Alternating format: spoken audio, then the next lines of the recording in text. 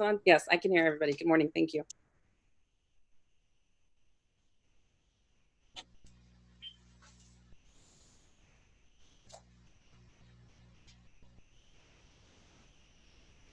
Yes, I can hear everybody. Good morning. Thank you. Okay, we're live.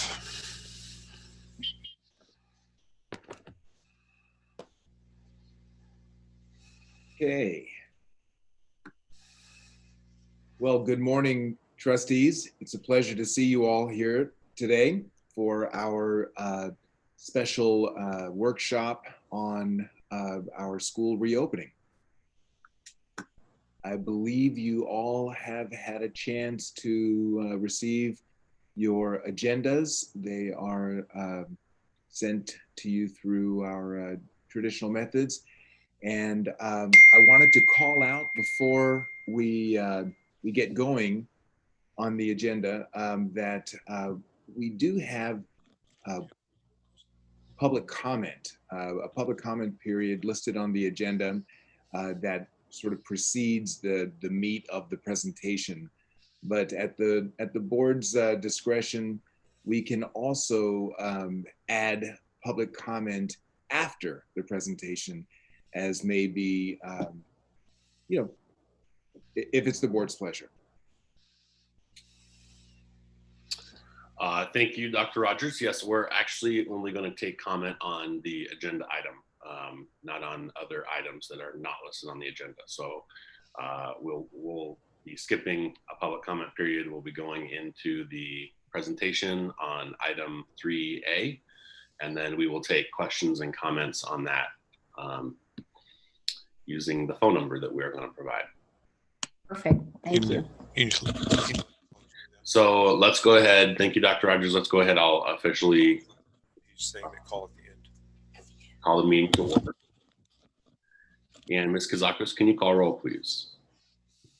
Yes, Shane Smith. Present. Emily Langdon. Present.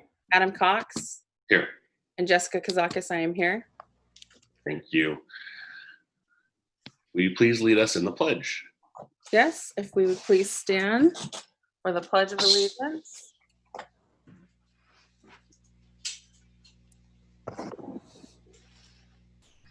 Thank you. Ready, salute. I pledge allegiance to the flag of the United States of America and to the republic for which it stands, one nation, under God, indivisible, with liberty and justice for all.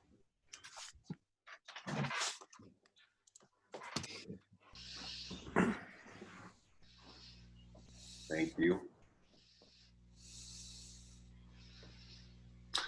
Okay, we're going to go now to item 3A, the 2020-2021 school year opening workshop. And Dr. Rogers, please take it away. Thank you. Actually, I'd like to go ahead and call our Deputy Superintendent, Mr. Doug Collins, to say a few words to kick off the process, and then the rest of us will join in. Doug? Thank you, Dr. Rogers. Good morning, everybody. My name is Doug Collins, Deputy Superintendent, Merced City School District. And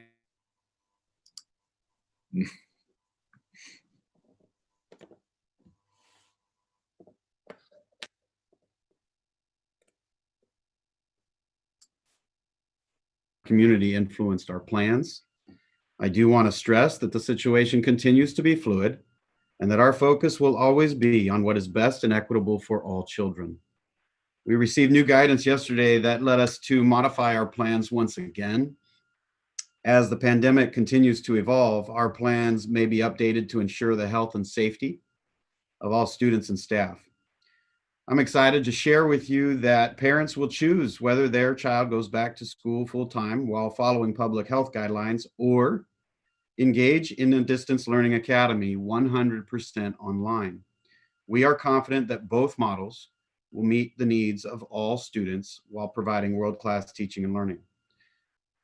Superintendent Dr. Rogers will now speak on the key drivers of our work.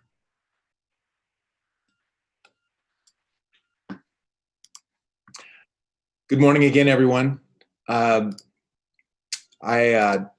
really want to stress how grateful I am to all of you who have been working with us on this project, and all of you for joining us this morning for this conversation. I feel like we've had a lot of people from throughout our community step up and take an active role in redesigning our schools. As a community, it's clear we understand going into this that there are equity issues impacting our students. And by equity issues, I mean that there are inconsistencies in the quality of student experience and the kinds of things that these inconsistencies lead to in their lives. Sadly, achievement gaps in grades and discipline practice in our schools related to race, gender, and orientation are the kinds of things that our youth experience. And these gaps call out the inequities of our systems, the system that treats different students differently and often unfairly. So this group that we've been working with to reopen and redesign our schools is clearly committed to ensuring all students have the opportunity to thrive, whether there is a pandemic or any other obstacle that we have to face. Trustees, you made a tough decision to close our schools in March to protect the students from COVID-19. However, prior to the pandemic, we as a community already had serious equity issues in our schools. And I'm happy to say that the Merced community has turned this crisis into an opportunity.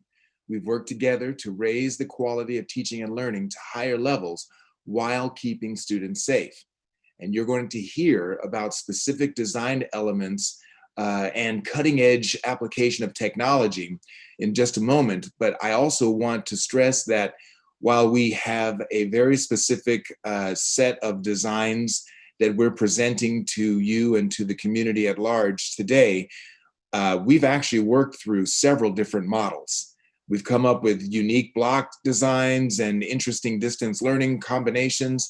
And we feel that what we are presenting today really is a result of lots of different participation from throughout our community. All of the designs, however, have these core elements. The 5 drivers, if you will, are high expectations, choice and commitment, more time, focus on results, and the power to lead. And we're going to tell you what those mean in very specific in great specificity as we proceed. Our stakeholders are well represented in this group of participants in this design and advisory team. I'd like to introduce one of them right now. We have Ms. Pamela Merritt Bennett of the Black Parallel School Board today, and she'll be presenting the superintendent's advisory team reflections. Pam? Hi, thank you, Dr. Rogers, and good morning, everyone. I'm happy to be here. There were 3 reopening team meetings, and at the initial one, the goals were about reopening were presented. And those were that we need help in our goal to design the most economical schools that are safe and offer the best opportunities for students and staff. We also need ideas of how to engage students and families and what their needs might be.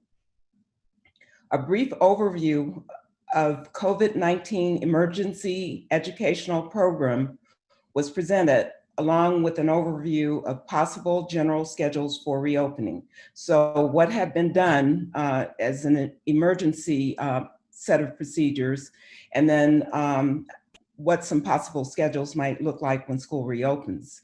The same general process, what is now and what might be, was used in each of the 3 meetings with the addition of a review of what was synthesized from the previous meeting.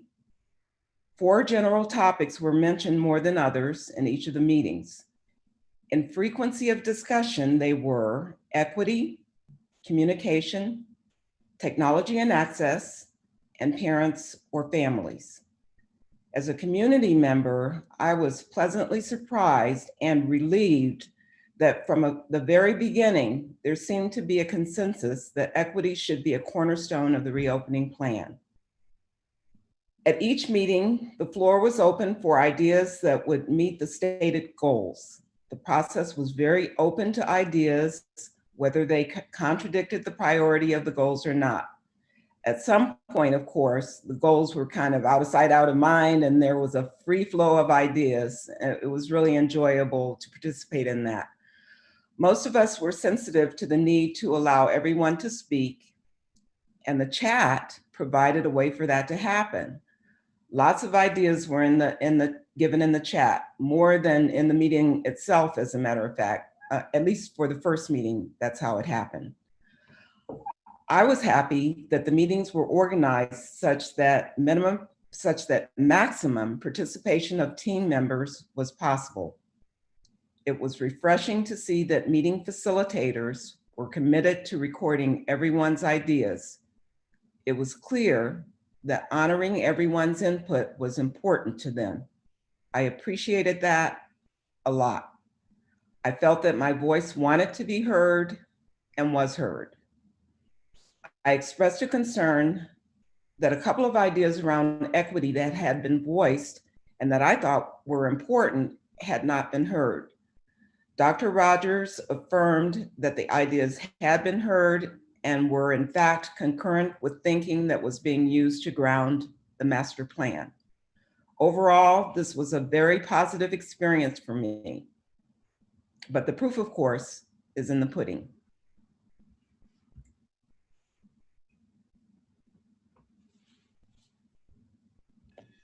Thank you, Ms. Merritt Bennett. We're now going to turn the floor over to Dr. Shella Seaton to share with us lessons learned during this initial process. Thank you, Mr. Collins. Over the past several months, we have learned a lot of very important lessons through collaboration with our community partners, county officials, community forums, advisory groups, surveys, statewide guidance, other school districts, our principals, and their collaboration with groups of teachers and other staff members at their schools. One of the most important lessons learned in all of this is that relationships are at the heart of teaching and learning, and they have been interrupted due to school closures. We've learned that we must provide time for virtual space for relationship building, and this means providing opportunities and activities during virtual check-in times to allow students to connect with each other and with their teacher.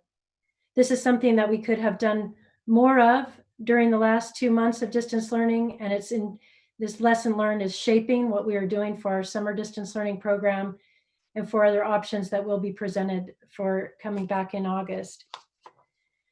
Mental health, many of our students are struggling with social isolation, with mental health, and their families are stressed. There's anxiety.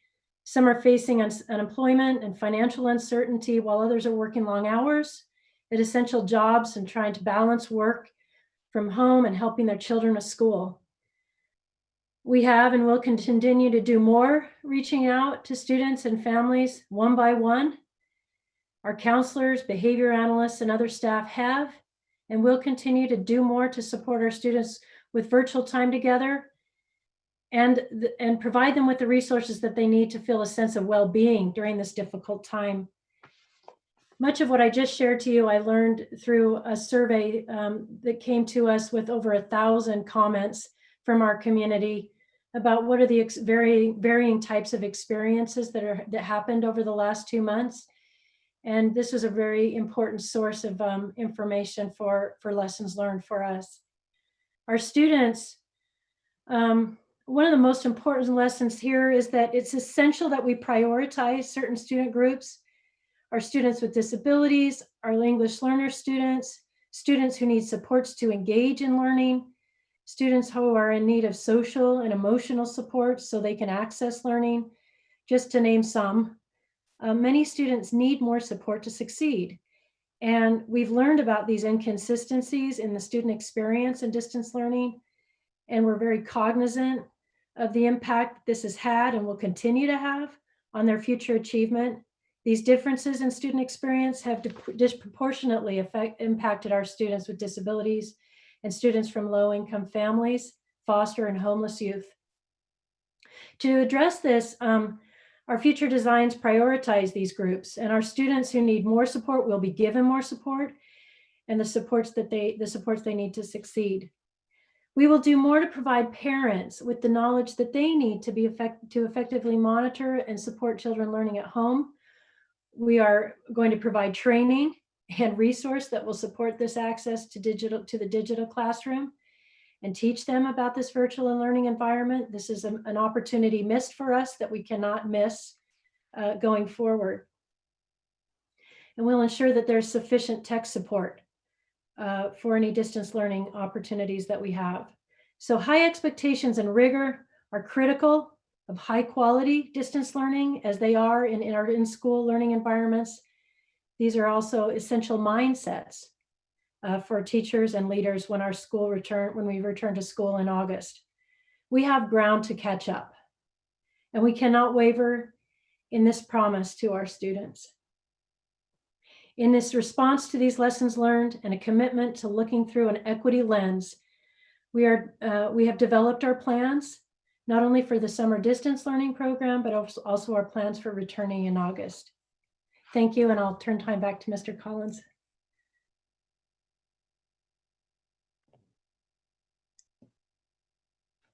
Thank you, Dr. Seaton.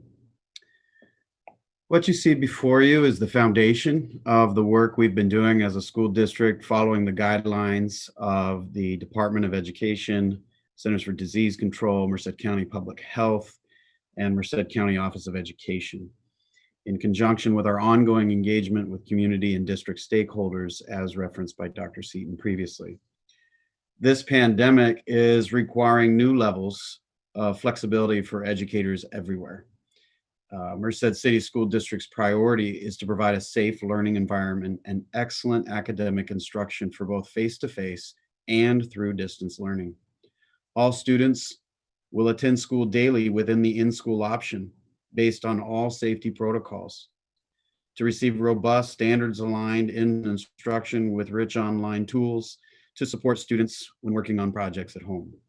The full distance learning option, again, is a 100% online academy that provides high quality, rigorous, synchronous learning.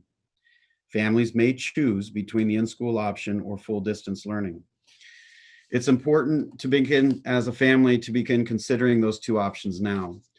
No matter the choice that families make based on the opportunities available once schools reopen, safety will always be our priority for students and staff.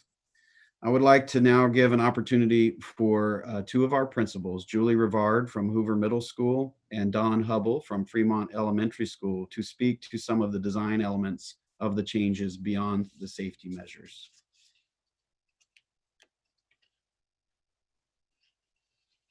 Good morning.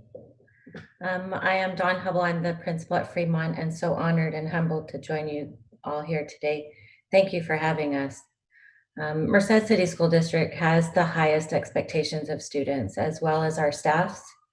So I offer first a genuine gratitude to the team that I represent here. They're a collaborative group of hardworking and very dedicated professionals. So all the elementary school principals came together many times to collaborate, and we gathered input from some of our certificated staff, from some of our classified staff, from parents, and from community partners. We know that the parameters will naturally evolve as we move forward. Please note that in this design element that you're looking at, students attend school every day with our standard bell schedule. And that connectedness between students and teachers is imperative to maintain. There are recess and lunch modifications, but they are also within our regular school day. And safety measures are going to be discussed very shortly in this forum. Our students and families maintain access to wraparound services with our joint community and county support, such as assets. There are county after-school program. It's a great relief to see such a design element for our near future as our community evolves through the stages and heads toward restoration. I do take pause here only to thank the teams that came together and they put in the work. It is simply how we function here. Merced City School District functions as a team. So I'd like to thank the classified, certificated, and community partners that give themselves for our student success. Thank you for listening. Good morning. I am Julie Rivard, the principal at Hoover Middle School, and I'm also humbled to be here. Just as Dawn mentioned, Merced City School District has high expectations for students and staff. We know that our students are behind, and the pandemic has challenged us to create a plan that still ensures that we are providing instruction that accelerates our students and also supports our most at-risk populations. I also want to give thanks to the team I represent here as a collaborative group of hardworking and very dedicated professionals. Our 4 middle school principals collaborated on the pros and cons of potential reopening schedules, taking into account information gathered from the 4 middle school teacher groups, classified staff, stakeholders, information from the task force meetings, and health department guidelines. For middle schools, the schedule will include all students attend school every day within our standard bell schedule. Students will have all subjects, including math, science, social studies, PE, and an elective. Classes will be divided into smaller cohorts or groups to follow safety protocol because the cohorts will minimize commingling of different student groups. We are excited that students will still be able to participate in athletics. We know that that's a great thing for our students and brings a lot of kids to school, and activities, and there will still be county and community support such as assets after school. We will continue to communicate with our school families as we get closer to the school year so that they are aware of the protocols that will be in place. I'd like to turn it over to Sergio Mendez, who will talk about school reopening, safety, and supports. Thank you, Ms. Rivard. As mentioned, a safe environment, connections, and maximizing the student experience outline our efforts to provide our safety and supports. It is important to note that specifics for the following areas are still being finalized due to the fluidity of the incoming information. With regards to the physical site environment, policies and protocols on screening at home, school entry exiting, screening at school, hygiene, quarantine and tracing, possible closures, and transportation will be established based on California Department of Education and county guidelines. We will have outreach to all stakeholders regarding the aforementioned policy, protocols, and procedures, as well as having signage to inform and guide stakeholders.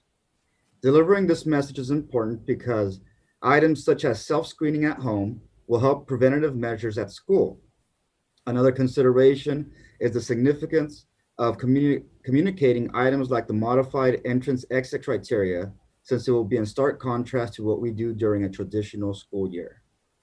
Procedures will be modified at school: daily temperature checks, social distancing, entry-exit points, daily hygiene routines, modified campus routes, feeding and meal distribution accommodations, limited staff and student movement and congregation, and limited parent, visitor, and community access to our schools are amongst the modifications. To support the safety procedures, we will ensure personal protective equipment such as masks, face shields, hand sanitizer, disinfectant wipes, and gloves is available, and will install shields for designated areas. Training of staff and students on the modifications and procedures to a school day will also take place. With regards to social emotional learning, mental health, and wellness, the following supports will be accommodated whether a student is at school or learning from home. Students and parents will continue to have access to supports as they did during distance learning at the end of the school year that just concluded. Of utmost importance is to ensure equitable access to all support services for all students. Social emotional supports, social services, wellness supports, and behavioral supports will continue. Amongst these supports is training on social emotional learning. We will partner with community-based organizations and other service providers to garner additional supports for our students. Also, special populations will be strategically monitored and supported. These groups include diverse learners and at-promise groups such as students with disabilities, social economically disadvantaged students, English learners, foster youth, and homeless students. Finally, we will ensure special education services. Students with disabilities will receive services as outlined in their current individualized education plans, such as educationally related mental health services and speech. Evaluations will continue with safety measures. Itinerant services such as occupational therapy, adaptive physical education, assistive technology, vision and hearing services will continue in collaboration with the Merced County Office of Education. Service providers will continue to communicate regularly with parents of students with disabilities. Ongoing progress monitoring will continue to ensure that services are meaningful and students are making progress towards their individualized education plan goals. Individual education plan meetings will continue in person or virtually as well. We will now transition into some information regarding the distance learning option. Dr. Seaton? Thank you, Mr. Mendez. So based on the design of our summer distance learning program and the lessons learned over the last several months, the distance learning option will guarantee accessibility for students. Technology and internet access will not be a barrier. Students will engage in daily synchronous and asynchronous lessons to ensure that they have access to high quality, rigorous, standards-aligned content every day. Students will engage in live meetings, quote, live with their teachers and fellow classmates every day, more than once a day. This is coming because of that, what we've learned about the need for the social and emotional support and connections for our students. Progress monitoring will be an integral part of the distance learning option, just as it is in an in-school setting. Students and teachers alike are held accountable for teaching and learning in the distance learning option, just as they are in an in-school classroom setting. As is the case with our summer distance learning program, highly skilled teachers with demonstrated strategies to support distance learners in a distance learning setting will teach for the distance learning option when we return in August. I'd like to add that in the process that I went through with my colleagues to review the applications that we had for our summer distance learning program, I was inspired and excited by the detailed responses to some key questions that we had to elicit their knowledge of supporting students in a distance learning setting. And we're very confident that we have selected those that have the most skill to be able to deliver a high quality distance learning content and environment and teaching and learning experience for summer distance learning. We want to replicate that again in the fall. The summer distance learning program will have highly skilled teachers with these skills to support the diverse learners. Just like in an in-school setting, counselors, specialists, resource teachers, therapists, and other critical staff will provide services to students in the distance learning option, just as Mr. Mendez mentioned. We know that this was an area that we need to pay particularly close attention to, and that when we look through an equity lens, this is an area that's of extreme importance and focus for us. Teachers will be our motivators. They will engage, they will teach and support, and we will really support a robust home to school connection with families because we know that serves as a foundation to ensure that student success and especially for our families as they work to support their children at home. We're excited about this option, and we are confident that the teaching and learning experience for all families and students who select this option will guarantee their children have access to the highest quality distance learning school. Thank you. I believe I turn it back over to Mr. Collins. Thank you, Dr. Seaton.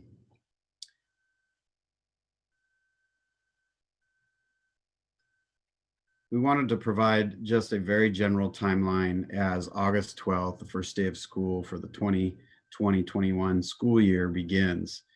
Obviously, we're here today on June 20th for this workshop to give this information to the Board of Education and initiate public comment. this coming week, initial school reopening plan, Tuesday night, the Board of Education will review and discuss this. And this week, the plan is to submit to initial plans to Public Health and the County Office of Education. As a reminder for our community, our family survey closes on June 26th. Please note for families, the registration decision week, in person or distance learning as a choice, is the week of July 20th. And throughout the month of July, Merced City School District, as you heard Mr. Mendez describe, extensive safety guidelines. We will be prepping the schools for the safety protocols for the reopening. And then the first day of school is August 12th. I'd like to turn it back to Dr. Rogers and Mr. Cox, President Cox. Thank you.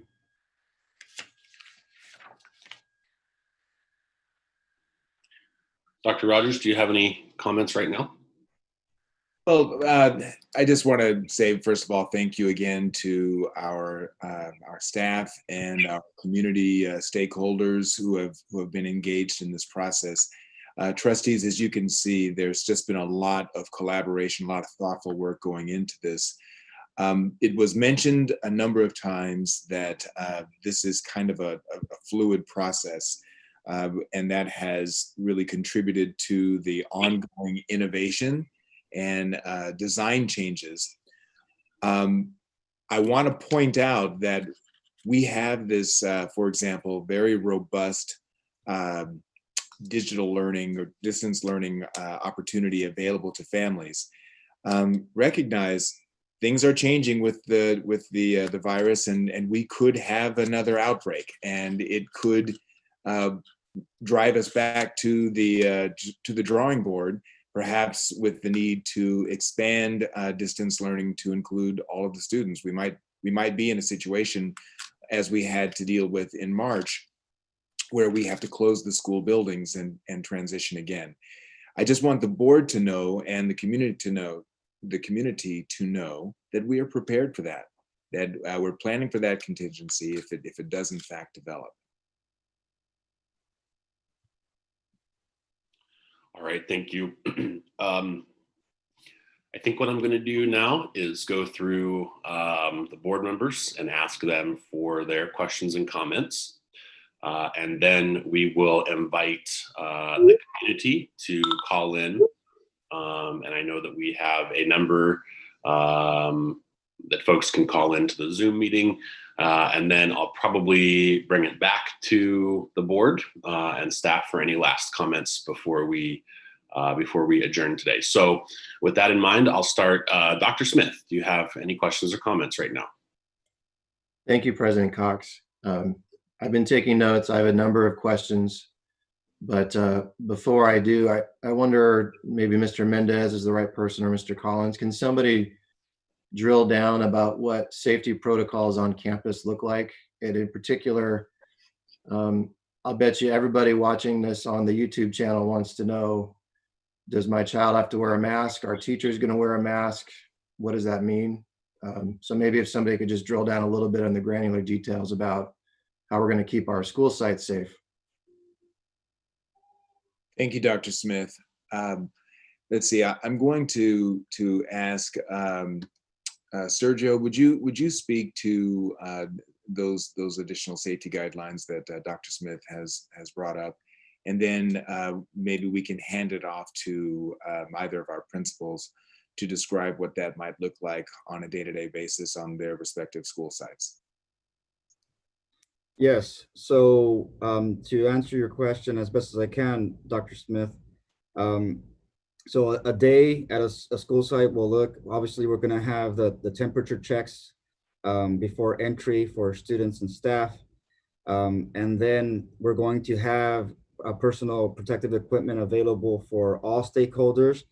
As was mentioned before, the guidelines are ever shifting and changing with regards to all of these measures. In fact, Mr. Collins mentioned that we received updates yesterday with regards to what was needed with regards to the protective personal equipment. There will be distancing in the classrooms, and there will be alternative routes to get to areas that before were high congregate congregated areas by students. So something more specific is not nailed down as of yet, because we are determining fluidly what those measures will exactly look like when we reopen. So, I mean, that's all fair. And I appreciate that answer, Mr. Mendez. I think we're going to have to, understanding it's fluid, I think we're going to have to keep the community aware of what our thinking is. You know, my concern, or maybe the discussion point is a better word, is twofold. You know, one, I really appreciate the fact that the committee is functioning or making decisions based upon public health experts' guidelines. But right, we also have to take into account the fact that there are social norms in our community, and they're not always of the same mind. And parents may or may not be making decisions about whether to do distance or in-person learning based upon their feelings about, say, should everybody wear a mask or not? I got to tell you, my personal view is there is not a community consensus one way or the other than people are polarized. So I think, you know, as we get to this day in July when folks have to make a choice, you know, I think we're going to have to say, this is what we think the school year is going to look like. And if it changes because of public health reason, that's fine. You know, the other talking point, we're going to be, I would imagine the district will issue a written policy that says that this is how you have to use PPE and this is what you have to wear, right? So I you know, it doesn't have to be today, but I think the board should understand how we're going to monitor and enforce that policy, because that also creates narratives, right? If we tell our staff and teachers they have to wear a mask, but you know, employee A sees employee B with the mask under his chin, and then all of a sudden somebody at that school gets COVID, you know, we all know what the narrative is going to be, and that narrative is going to be damaging. It also could invite an attorney to come in and file a lawsuit because we didn't follow our own policy and now somebody's been injured. So, I mean, I hear the fluidity. I really think we got to make our best decision at some point and stick to it. And if it has to change through some kind of formal process, that's fine. But, you know, this uncertainty creates anxiety in our parents and our teachers and our staff. So I'd like to minimize that as much as we can. Yes, and we're, all those considerations is part of the work when we're finalizing those protocols and procedures with all the things that you just mentioned, Dr. Smith. Okay. You know, and if I could, I'd like to invite Principal Hubble to explain a little bit about how that's going to work on the campus on a day-to-day basis, and then we can hand it off to Principal Rivard, please. Thank you, Dr. Rogers. And that's a really great question, Dr. Smith. I was taking a few notes because as you're speaking, you know, our minds are racing as educators and as parents ourselves. We are emboldened to keep kids safe. And I trust this team that have worked out so many different designs that no matter what the health department parameters may be as we evolve through this event, I trust the team that I stand shoulder to shoulder with to keep them safe. I think the greatest thing that you hit on here, sir, is that we're not all in the same boat, but we're all in the same storm. And this opportunity before our community of parents that I hope that they will embrace is it honors parent choice. It honors the capacity for parents to do what is best for them and their family at a given time. And we understand as educators that you entrust us with the treasures of your legacy, and that's your children. And so we take that responsibility greatly, and we are working hard. We are having all of those discussions that you speak of with an anticipation of we are not sure what the health department may release next. But as I give you my word of honor that we are having those discussions and all of those parameters are being, like all of the logistics are being understood. I do agree. Communication is really important. I hope that that gives some understanding to the question that you asked, sir. It does, Principal Hubble. Thank you very much. Thank you for the question. Thank you, Dr. Smith. I'm just going to mirror what Dawn said. you know, we are dedicated to keeping our students safe. We will do whatever it takes and probably follow the safety procedures even more so than what is asked to make sure our students are safe. We are still in, you know, as Dawn said, the health department is changing daily what they're asking of us.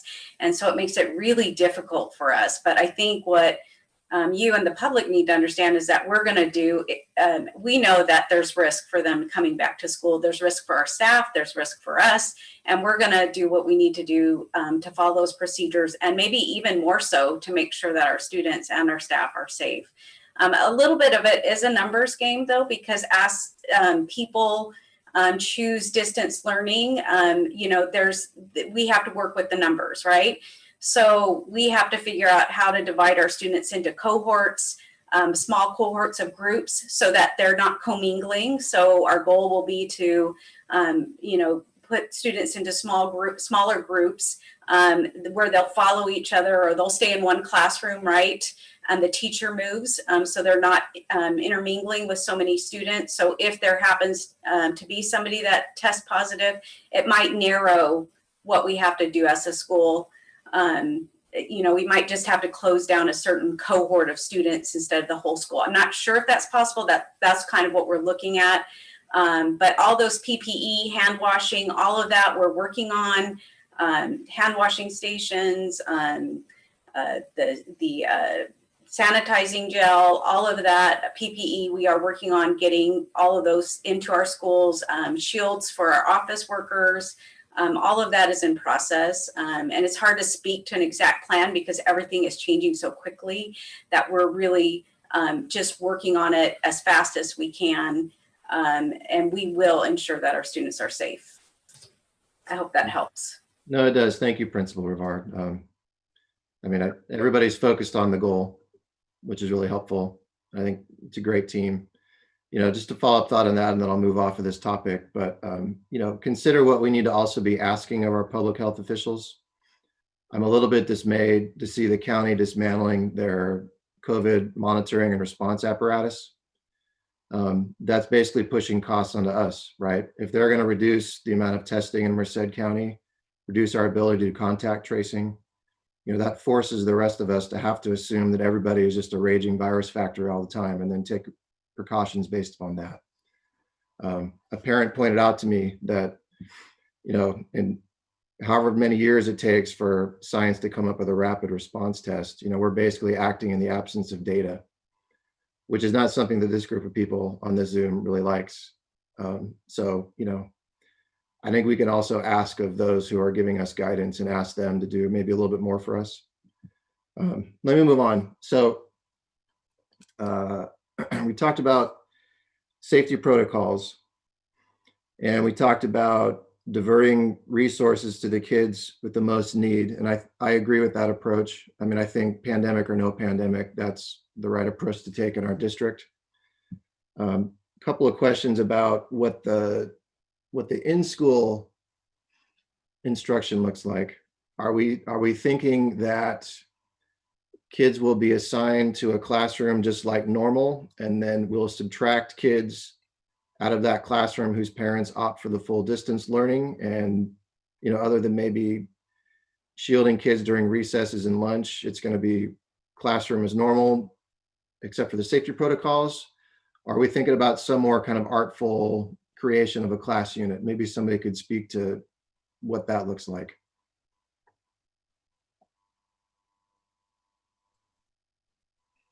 You're asking about how will we put together grouping, and it's kind of interesting. We're going to be, you heard Principal Rivard speak to this notion of cohorting students. Mm-hmm. And we're careful not to create this inequitable tracking system. The cohorts will help us to ensure to help keep the kids safe in case there is an outbreak. We can kind of group those kids and quarantine that particular group. That said, though, those cohorts have to be sort of heterogeneously organized so that we have a range of capabilities and interests and needs. And so within those cohorts, we may also manage so that the teachers and the support providers are the ones who are rotating in and out of those classrooms, as opposed to the kids sort of wandering around and dispersing and breaking those cohorts throughout the day. So yes, you're right, there is a fair amount of creativity that will have to go into developing the cohorts. And then we have to think, Dr. Smith, about how tightly we want to organize those cohorts. So thinking about a group of 30 or so kiddos being stuck in a single classroom all day long while their teachers come and go, that just doesn't sound like fun for anybody.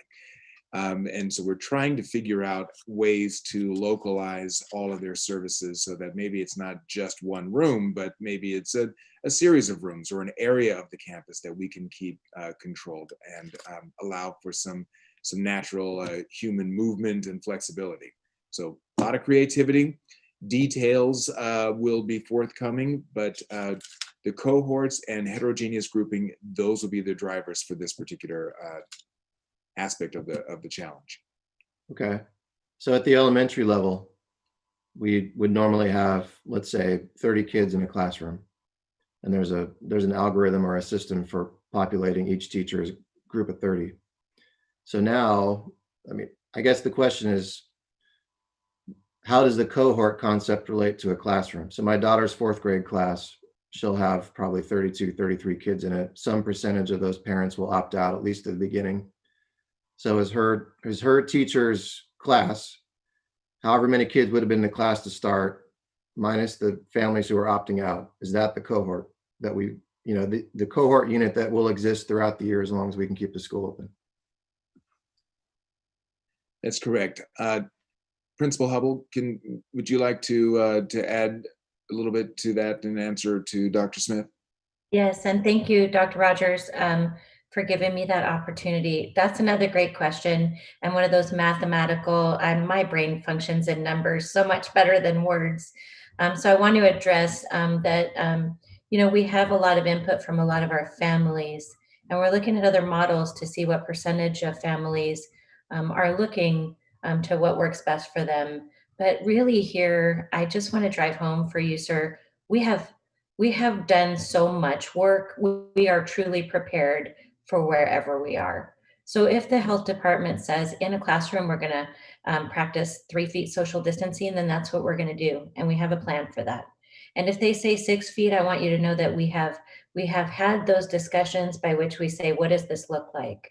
The modifications to consider also are, we have great outdoor spaces, and outside of inclement weather, to really utilize some outdoor space, as Dr. Rogers had mentioned, to be able to make things fluid.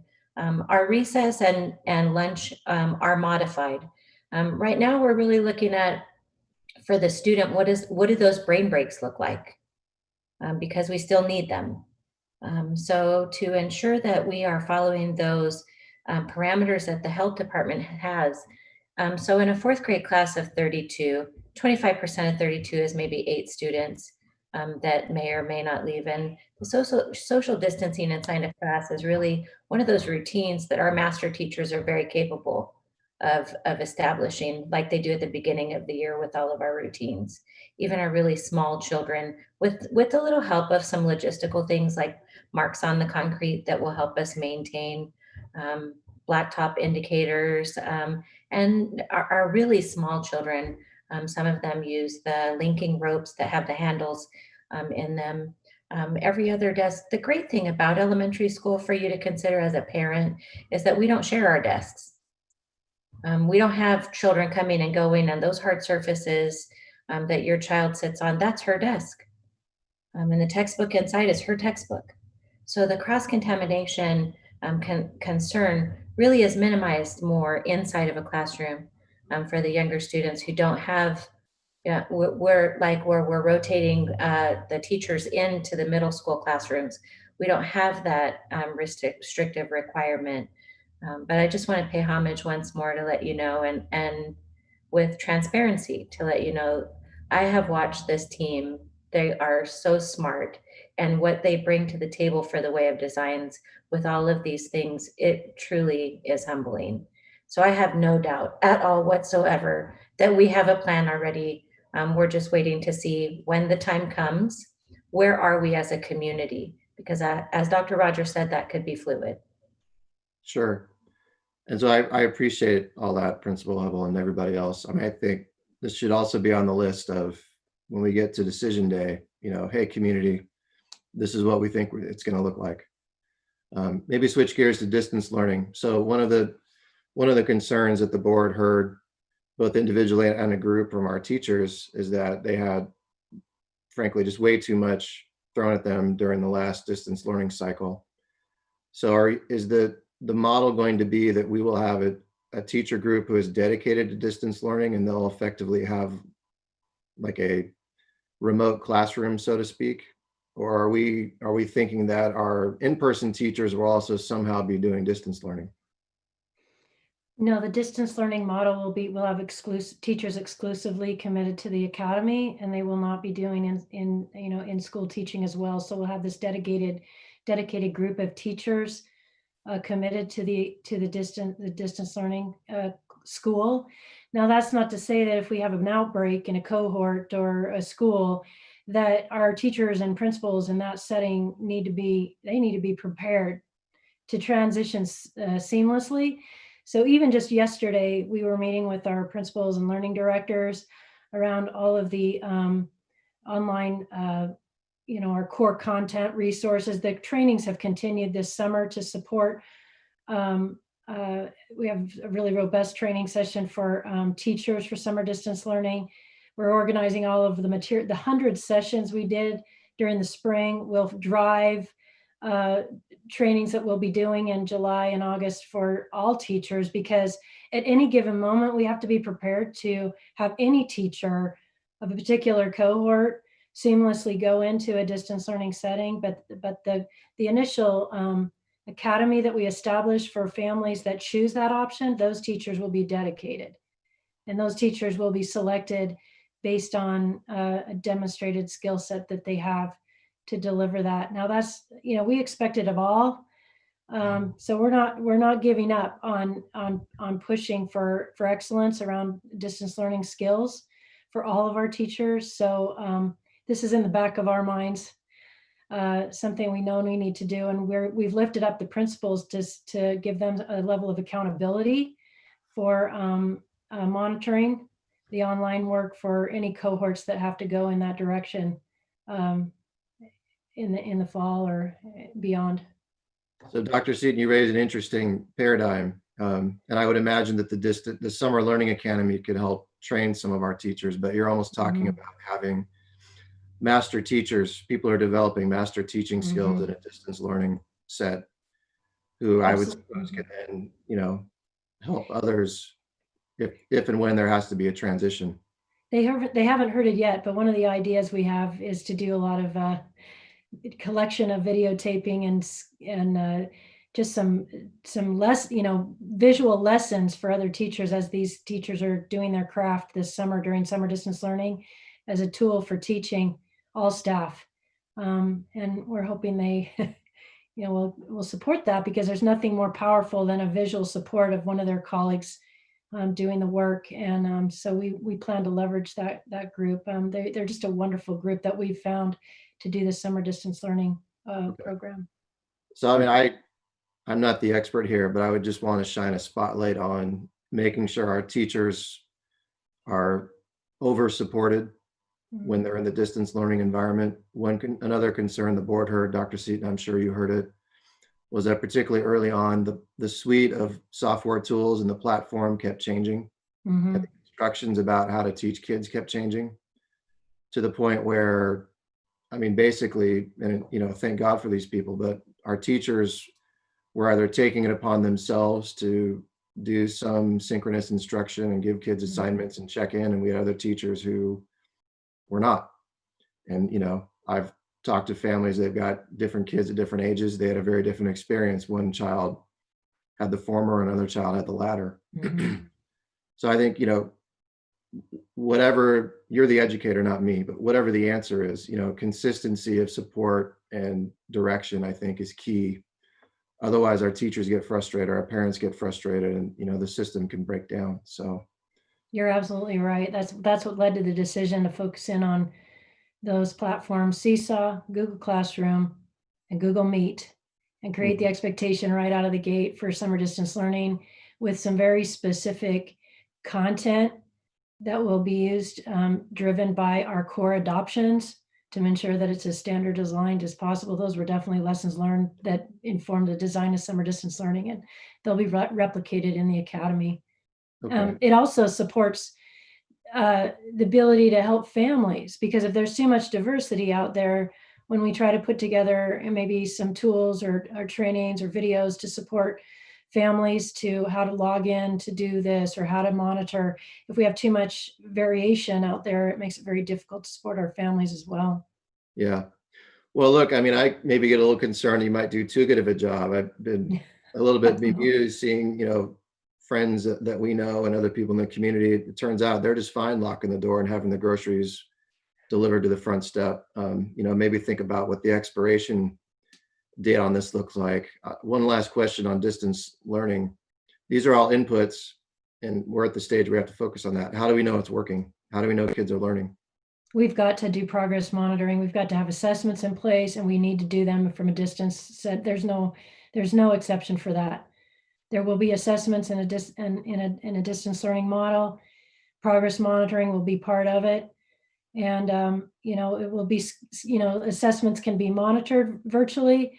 It's not as easy. There's got to be some, that partnership with families is also, and there's ways to monitor how long a child is spending on a question or how long they're taking to do respond, and those have all got to be part of it. It's got to look like what we're doing in the brick and mortar classroom. Okay. Dr. President Smith, Cox, I just have one more subject area, so I appreciate your indulgence, and then I'll stop talking for a little while. I don't know if Kevin Smith is on or Dr. Keeley, but I didn't hear a whole lot about our special ed programs, either on the IEP side or GATE and Montessori. I would assume, at least for the in-person, that those programs are going forward, as close to as normal as possible. Maybe somebody can elaborate. But then is there going to be what's the distance side look like if we have, say, a Montessori family decide to opt out? Good question. So there's a couple things. First off, I don't want to I don't want to let the assessment piece get too far away, Dr. Smith. No, please. I want you to know that that Dr. Seaton and I have been invited to participate on a national panel of superintendents and other folks in charge of assessment and development to help to refine reentry assessments, as well as very robust benchmarking systems that would allow us to monitor and support student progress throughout the year, and make it so that teachers have the kinds of real-time tools they need to adjust and refine instruction. So there's some good stuff that is under development. We're trying to figure out how best to integrate that with the existing portfolio of assessments and instructional materials that the teachers have at their disposal today.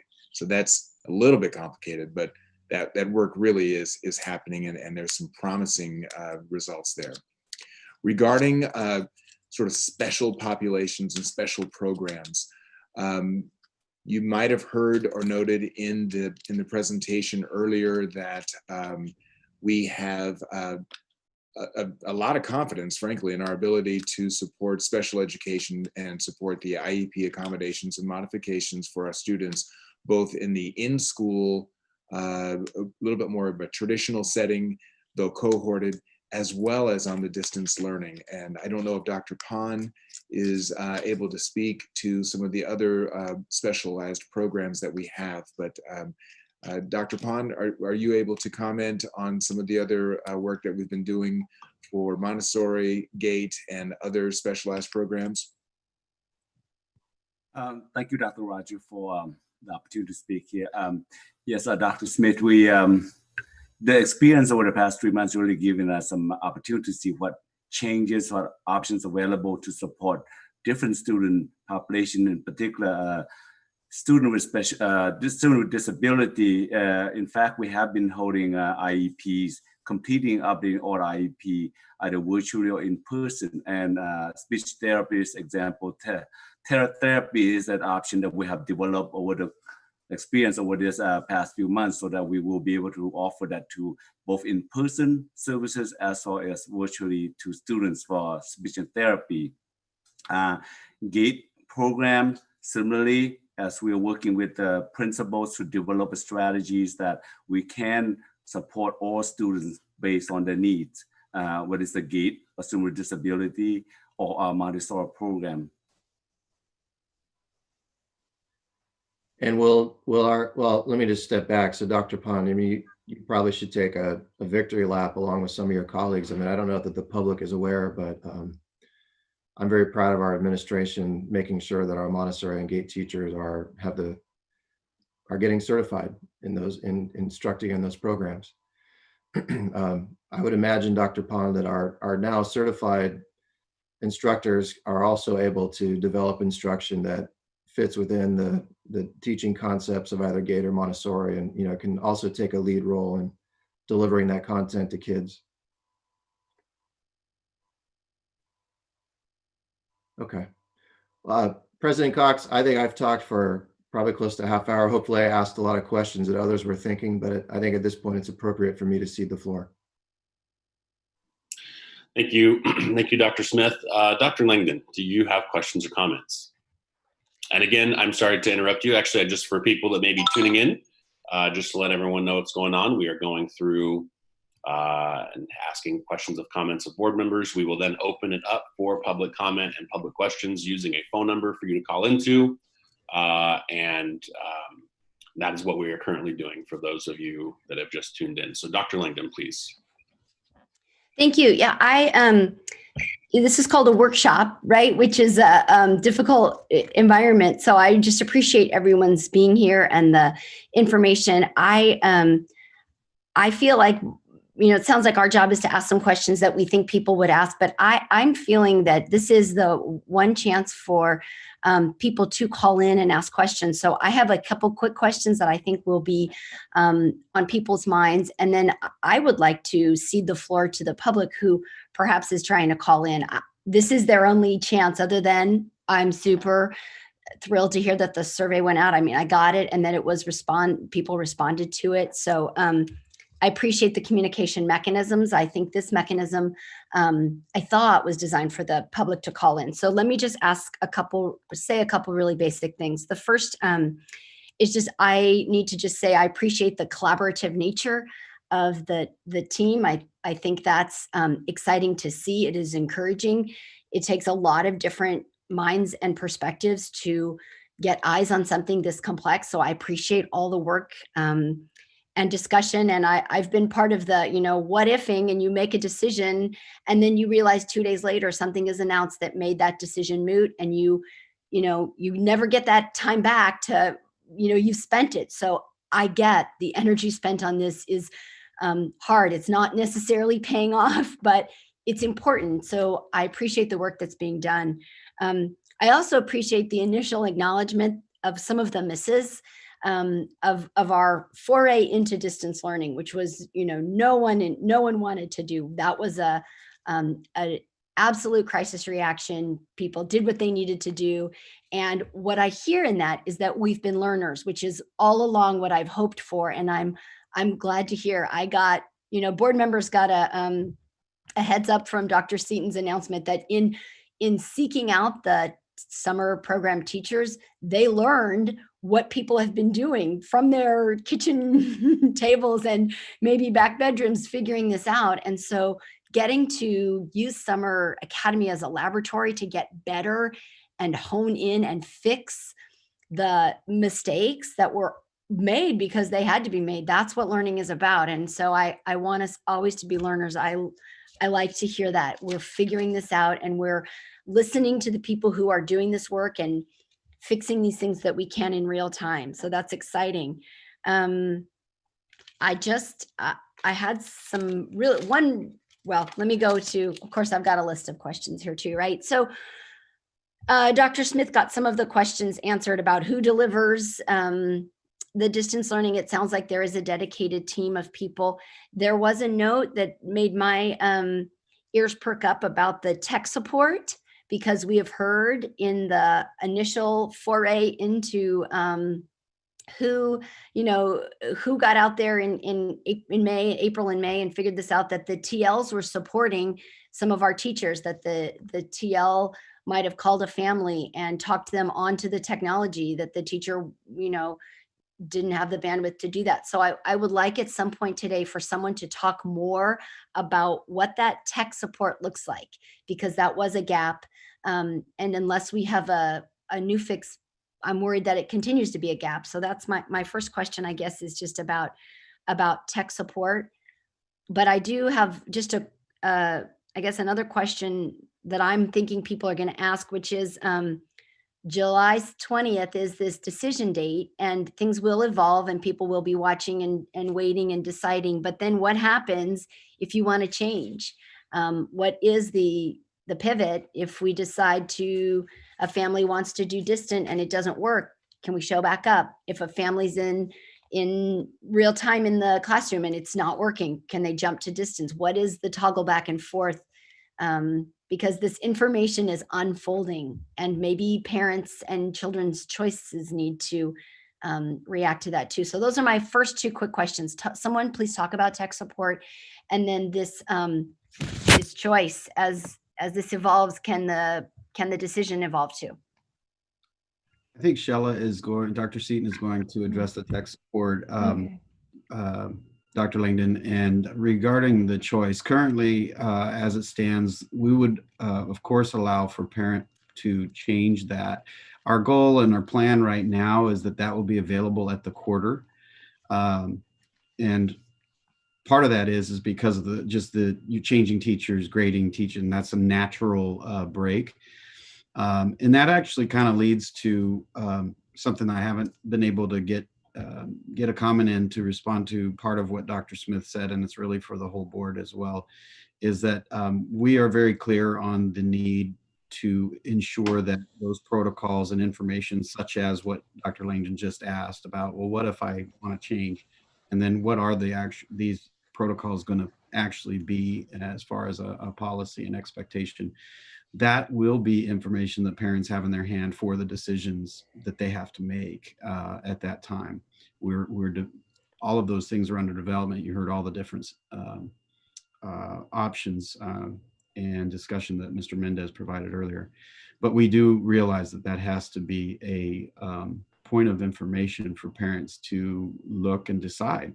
It's a decision point, right? So we need to want to make sure that we have them have the most information they can about in-person instruction as well as the distance learning instruction. So appreciate that. Dr. Seaton, do you want to talk about the tech support? Absolutely. First step for me was to figure out what do we have in place during the last couple of months of tech support. We had IT staff as well as staff in curriculum and instruction supporting our parents that would call in, or those. I'll come at it from that level because there's a lot of different angles that we can take. But sometimes they would call in and just want to know how to help their child access something. And so there was a process in place where either if IT could handle it, they would address the problem with the families, or if it was more programmatic in nature, they would transfer it over to our program side. If there was a need for translation, we were bringing in a translator. One of the things I noticed right away is that we could probably do a better job of figuring out how to connect our translator to the tech support person, so they're patching in the translator, and it's a three-way support system there rather than passing off the call. That was one thing that I've learned recently that we could refine and do better with. We need more people to support from the program side. We had even our principals. I'm just going to say our principals stepped up and did a lot of the tech support when we really like them to be doing more of, holding everyone accountable to teaching and learning rather than being one-on-one tech support to families. But they did it. They got the call and they handled them. So we just need to probably beef up our staffing in the program side of things to take those calls.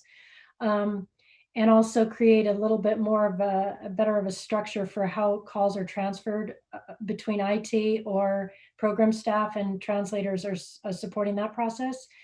The other piece about tech support is just a process for, and I know we have it in place, and I need to make sure that that's efficient when we enter into this summer distance learning, and that is if a device fails, or that we have a swap out process, like a 24-hour, less than 24 hours, we have a process for where they go, or where we go, to make sure that the device swapping process is expedient and there's no delay there.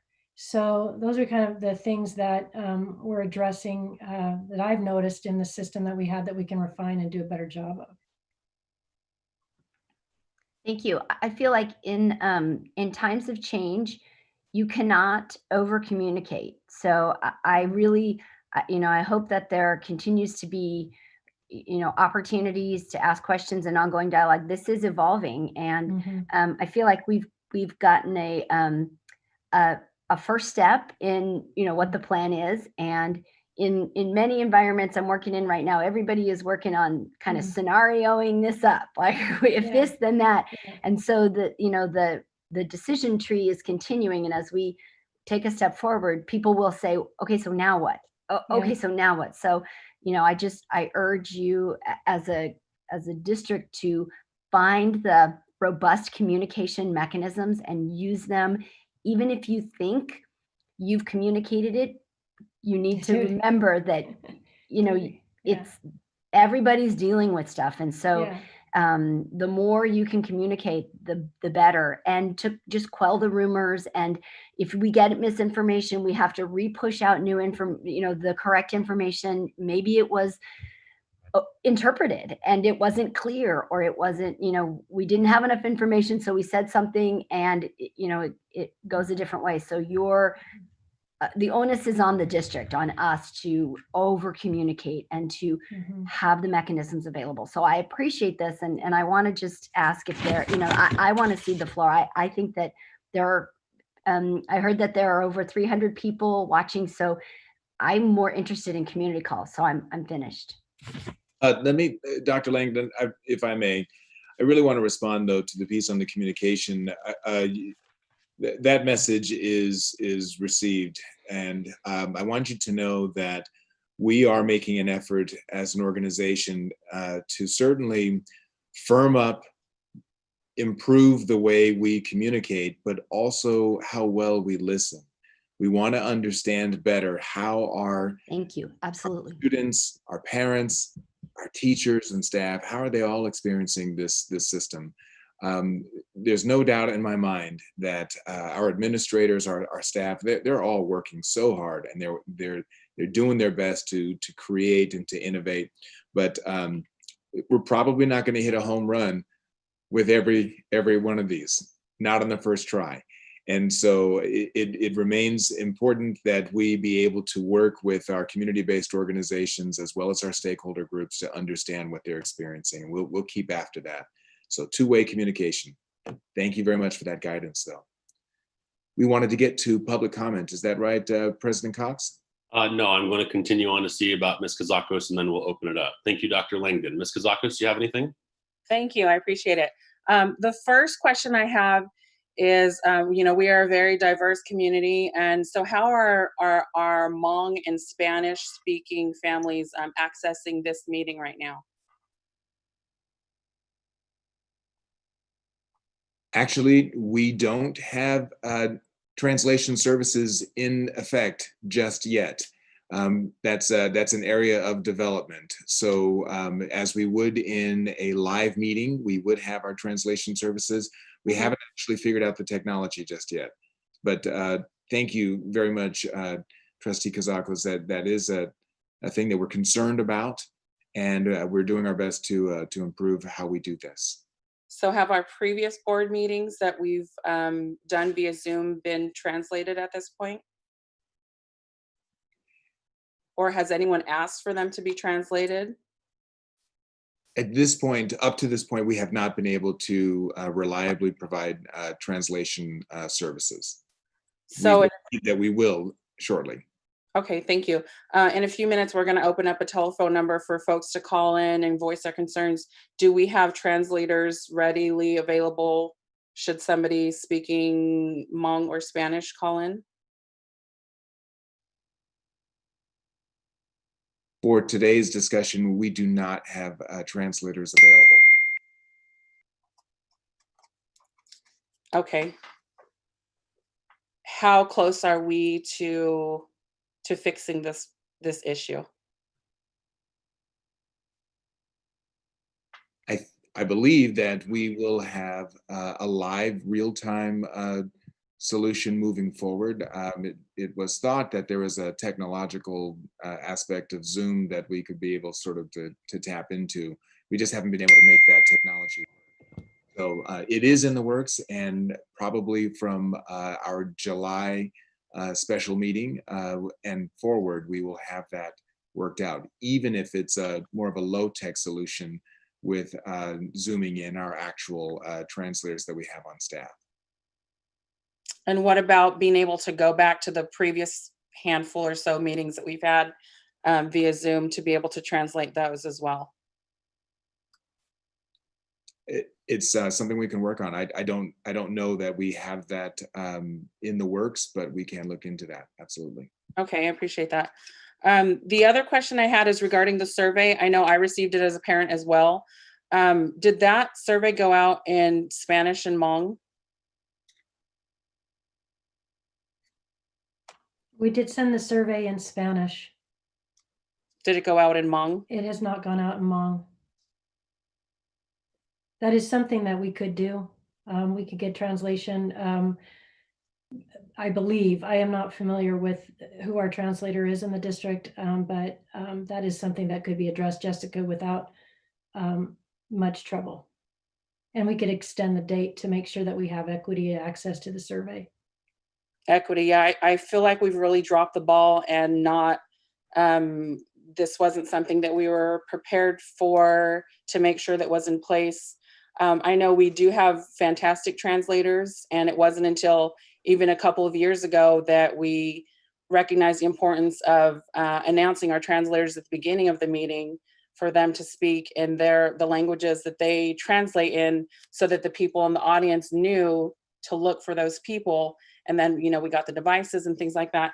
So I just, in a time of equity, in a district of this size, in the diversity that we have here, I'm sad and I'm ashamed that we've dropped the ball. And this is, it's important. It's too important to leave people behind just because they didn't speak English, because they didn't know there was a meeting, because I'm wondering about, not everybody has a smart device or checks email every day. I'm wondering about those families and those parents who don't even know this meeting is happening right now and are just waiting to hear what school's going to look like in the fall, and not even recognizing how important, well, I'm hoping that they do recognize how important their voices are, recognizing that they have the opportunity to give their input for us to make decisions based on what their feedback is. So I'm really disappointed that that piece hasn't happened, and I hope that by the next meeting that we have all of this. I'm sure it's not going to be perfect, but we need to get it to be as perfect as possible. I've seen our translators in action in the meetings, and they are a very important part of our district to make sure that we're reaching all of our families, not just our English-speaking families who have access to internet. So that's a big concern for me. With the survey as well too, did the survey go out to other community members, staff members, people who don't have children, or was it just registered families of our district?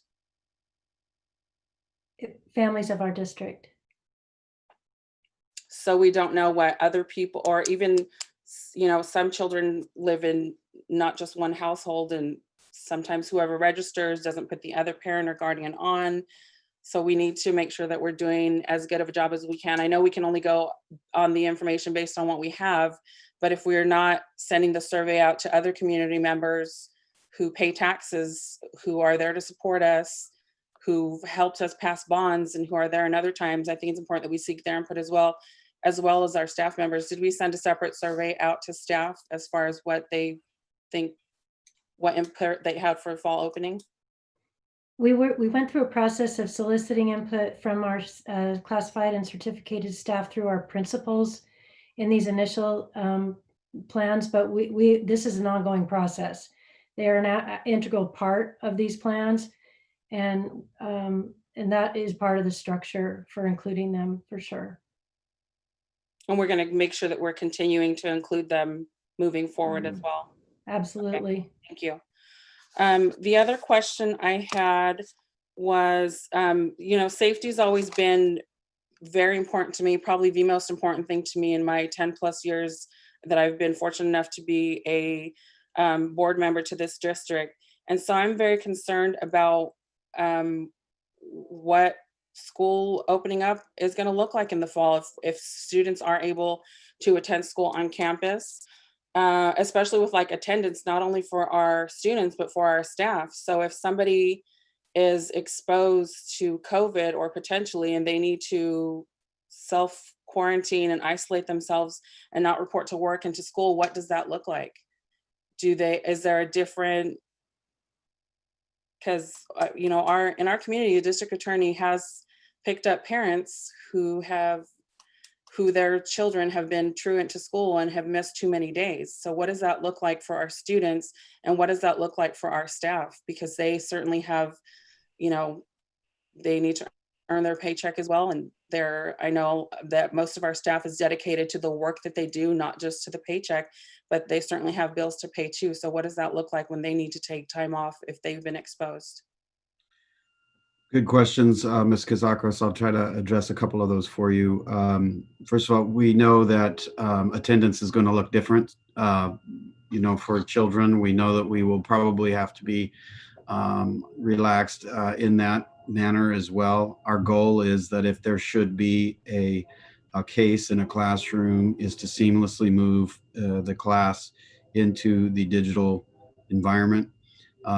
If by chance you mentioned the scenario where maybe the adult is the one that maybe had been infected, we are working to, and this is not perfect yet, but this is all under development right now, but we are working to develop and train subs if that particular adult teacher is sick and cannot actually carry out the duties to go on online, is that we actually are going to train substitute teachers that will be able to actually pick up the class immediately in the digital environment as well. These are all under development, but and as far as, and I just want to reiterate the attendance piece. You mentioned the DA and some of the SART and SARB structures, School Attendance Review Board. Obviously, we will take great care to make sure that we are doing our best to meet the needs of the families in those situations, which is always the goal throughout that process. It's really a last ditch effort in really some of the most difficult cases where, a DA would be involved. And so, our goal is always to support that student and family in terms of attendance at school. But the other plans are under development. You're asking good questions that we are considering. Thank you, Mr. Collins. I do recognize that we don't pick up the phone and call the DA when a student's been gone 2 days. That's not our first approach. I absolutely recognize that, but I do know that it has happened in this community. I know that we as a district take attendance very seriously, and I do recognize that we have a lot of supports to make sure that we are helping families with outside resources as they need them. I just am concerned about what happens when they're getting close to, like, I have 6 children, 5 of them are Merced City School District kids. God forbid that, we are exposed to somebody who has COVID or somebody in my household tests positive for COVID. Now I'm going to keep my 5 kids home and they won't be going to school because I don't want to infect anybody else as well. So it's just, something that we need to be ready for and that I'm concerned about. I certainly don't want for anything to spread to not only our students, because a lot of our families have multiple children in their household, but our staff as well. Our staff is very important. They're very valuable to this district, and I just want to make sure that we're doing everything we can to protect them as well. And the other question I had,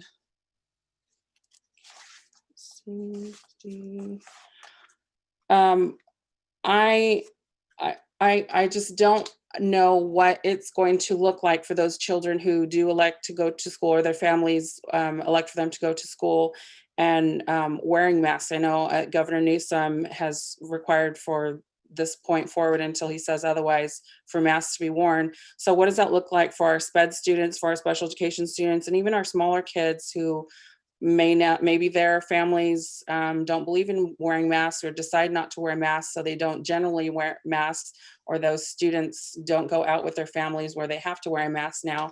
So now all of a sudden they're going to be in school if their families decide for them to go ahead and go to school at the school site. Now they're going to be wearing masks all day. What do we do about that? How might we address that? Students who are having a hard time using their PPE effectively.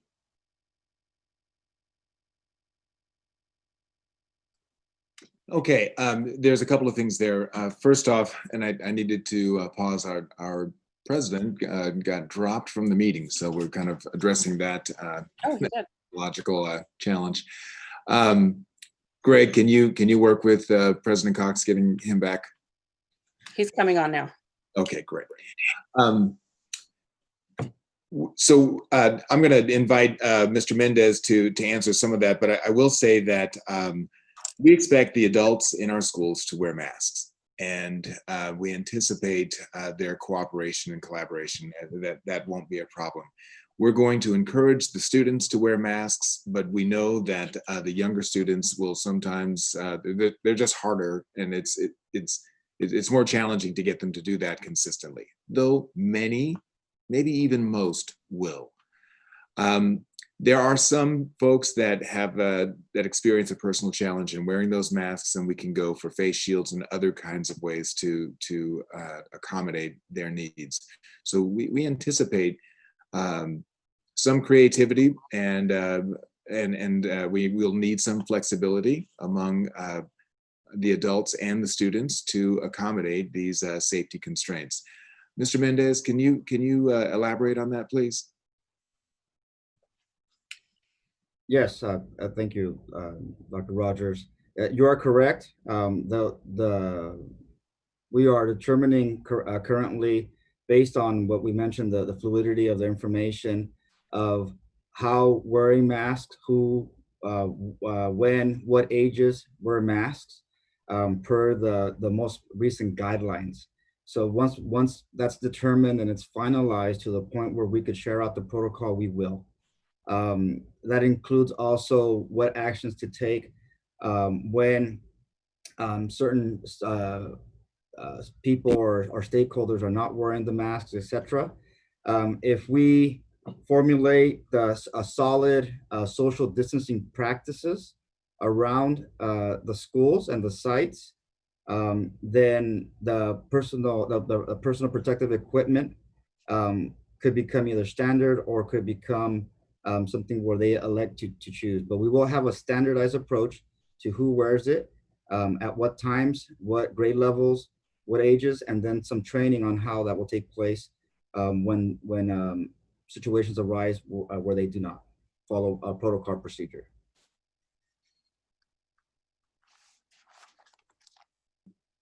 I'm sorry, Ms. Kazakis, if I could just jump in. Mr. Mendez, maybe you can confirm.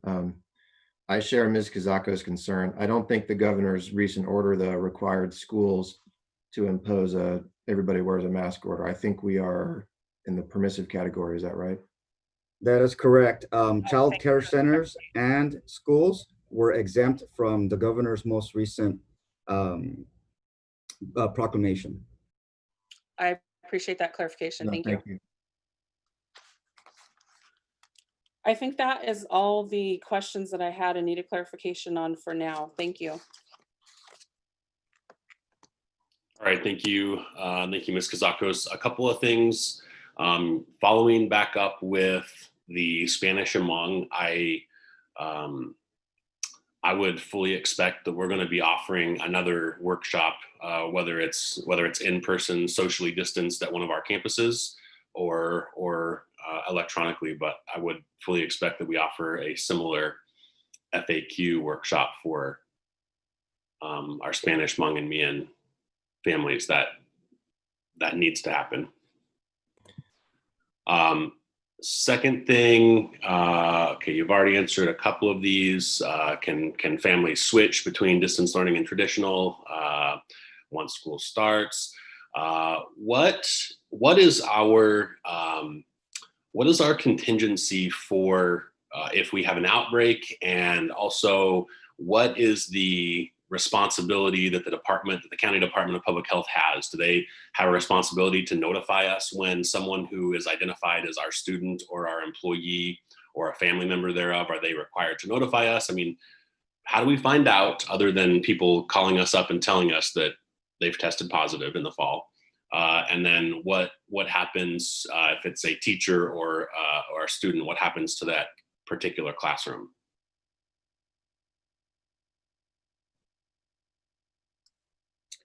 So we are in close collaboration with the Department of Health and with the those authorities actually contact us directly. They also work with the County Office of Education to let us know. So we're in close collaboration with those two sources. They work with the hospitals and local health providers. And we are following the guidelines that require adults to self-attest as to their wellness, and we're checking temperatures and looking for other symptoms as they enter the campus. We're doing the same with students who will be riding our buses and entering our school facilities to the extent practical. It begins to be less practical thing that we're going to check the temperature of every child as they enter the classrooms. And I would invite Sergio to speak to that. And then also we can hand off to Mr. Meisenheimer when it comes to the ways that we monitor and support our staff in self-attestation of wellness. Sergio, can you speak to the protocols that we will put in place to monitor the students? And then Brian, be ready to answer the discussion on staff. Yes, so we have set tracing and quarantine protocols that we have in place. We're just looking for the latest updates to make sure that they are thorough and recent with recent information. The quarantine and tracing will be both ways. We're going to have something in place where we do that at each site through our nurses and office team, and we will be able to communicate with the County Department of Public Health. They will also be communicating when they are doing tracing, and when they find someone that has COVID-19 and has been exposed, they will be also contacting our district. So it's a two-way communication with regards to quarantine and tracing. And we will have that protocol in place to make sure that sites know the response when there is a possible exposure, when there is an exposure, and when there has been multiple exposures to a school site. Thank you, Mr. Mendez. Mr. Meisenheimer, can you speak to how we'll monitor adults, certainly our staff, and then maybe we can hand off to Mr. Collins to talk about how we might monitor adults' access to the campus and how we'll monitor. Yes, thank you, Dr. Rogers. Trustees, the first line of defense in this would be, and we put this out some time ago when we got direction from the health department, was for staff to, or any member, to self-screen prior to coming onto campus. And so, but it kind of starts when you before you leave your house, that you perform some form of self-screening, and that when you come to school, you've already done that, and attest to the fact that you've already done that self-screening. It's a series of questions related to, obviously, to the COVID. And so if you have one of those, or potentially feel you do, then that's the first line in which you do not, come into one of our campuses or to one of our facilities. And that, again, extremely important, and to be more cautious in doing that. But like I said, that's the first line of defense. And then there will be screening mechanisms, just like we do for students, for staff as well, when they come on to campus. And I think Mr. Collins will talk about any public that may come onto campus. But really, it's important that we have that mindset. And for those that have been essential staff that's currently working during the summer hours, we've really tried to highlight the importance of having that first level of defense, of asking yourself those questions every morning, get in the habit of doing that. And if you answer no, and you're testing that when you're here at work, that you've not experienced any of these, or if at work you start to experience those, you then immediately leave the area and then contact a supervisor. Just a brief add-on. One of the things we're working on is through July is this proper signage on self-attesting to health. The temperatures is another. We're planning on multiple entry points for every day for children under a shade canopy, so that the sun doesn't affect to the degree of the thermometers that we're contactless thermometers that we're purchasing. And then as far as visitation, we're going to follow the health department protocols on visitation, which right now is limited to none, unless that is a particular visitor to provide services at the school site for various reasons, whether it be students or otherwise, and they would have to follow the adult protocols as well, as far as self-attesting, temperature, and masks. Okay. Next question is, and this is maybe a two-part question, and I apologize if I missed anything when I fell off the conference call. First of all, what specific supports are we going to give to families who choose distance learning? I think that we all can recognize that that families are, a huge supplemental force. They're the day-to-day teacher for the distance learning families. So how are we going to help teachers help parents? Are there going to be, classes for parents? Are there going to be, what kind of procedures are we putting in place so that parents know what to expect every week through distance learning? And then the second part is, for the distance learning families, how do we provide the wraparound services? And I'll classify that as everything from speech therapy, school psychologists to lunch. How are they accessing all of those other services that they would normally access on one of our campuses? President Cox, I'll answer the first, or attempt to address the first question, which was about what are the supports to families. One of the things that we are working on right now are for the access piece of it, the technology piece is some pre-recorded in Spanish and Hmong translated guidance for how to support their child in the technology world. In addition to having that tech support through telephone call, because we realize the importance of having training for families, for teachers, for parents who we know are acting as teachers in many ways. It's challenging because there's no way to get around relying on the families on the other end as the support for their child, to have them be there and present, support them with their breaks, and then bringing them back to the computer when it's time to come back. There's no perfect world to this, but we do recognize that we need to be better, and we will, and we're working on preparing those trainings for families about what are the materials, what do they look like, how do you get and have them as a resource that are easily accessible on the webpage for whenever they want to click in and get a reminder of how to do something in the virtual space for their child. So that is one piece of it. The second part of your question was, how do we provide those services, speech services, meeting the services that might be spelled out within the IEP. For parents who choose a distance learning option, those services will be provided in that distance learning environment. So speech would be a small group pull out with a speech therapist, kind of video service opportunity. Much of that, I believe, Kevin's not with us on the call, but that was happening in cases with our families. But we can absolutely do a better job of that. But absolutely, we're thinking through that lens of equity when we're thinking about all the differences, services that child would get if they were in school. Now, how are we going to do it in a distance learning setting? And so we will have counselors dedicated, specialists dedicated to that, speech therapists that will be delivering students that have those requirements in a distance learning setting. Thank you. And something a little more tangible like lunch.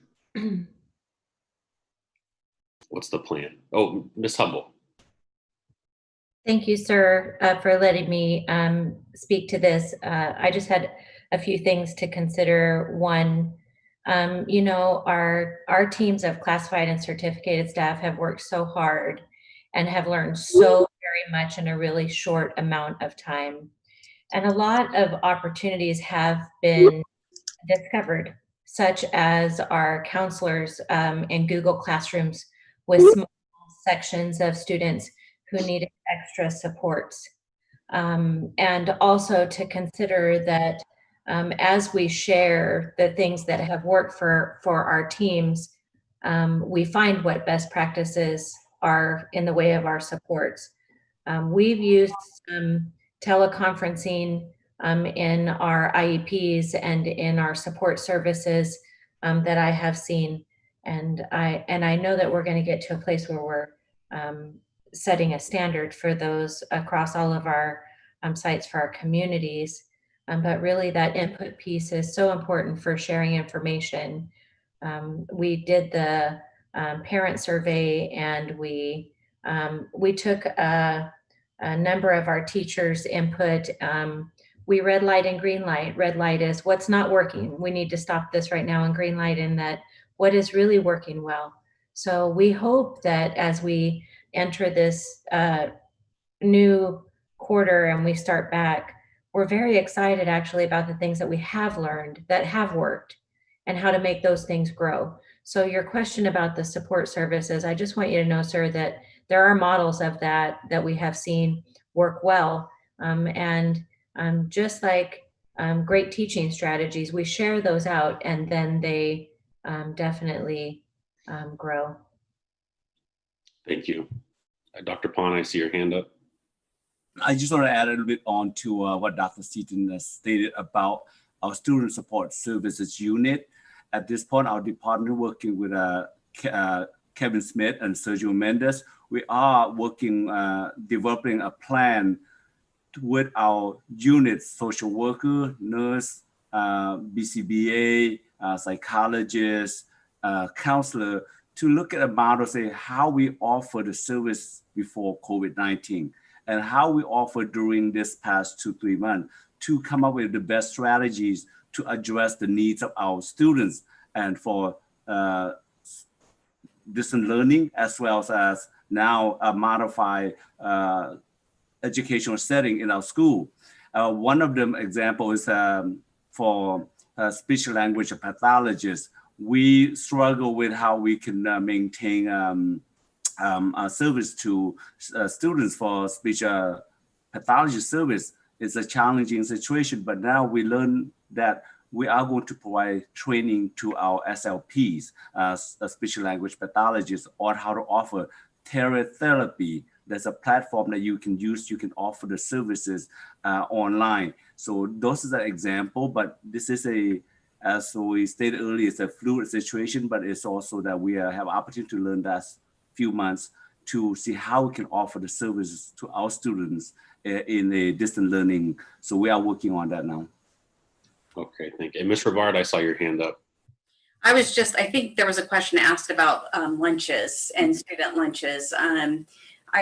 At school, and I think the question was about students on distance learning, but at school, just so people know, we would be staggering lunches so that all students aren't commingling when they're at school.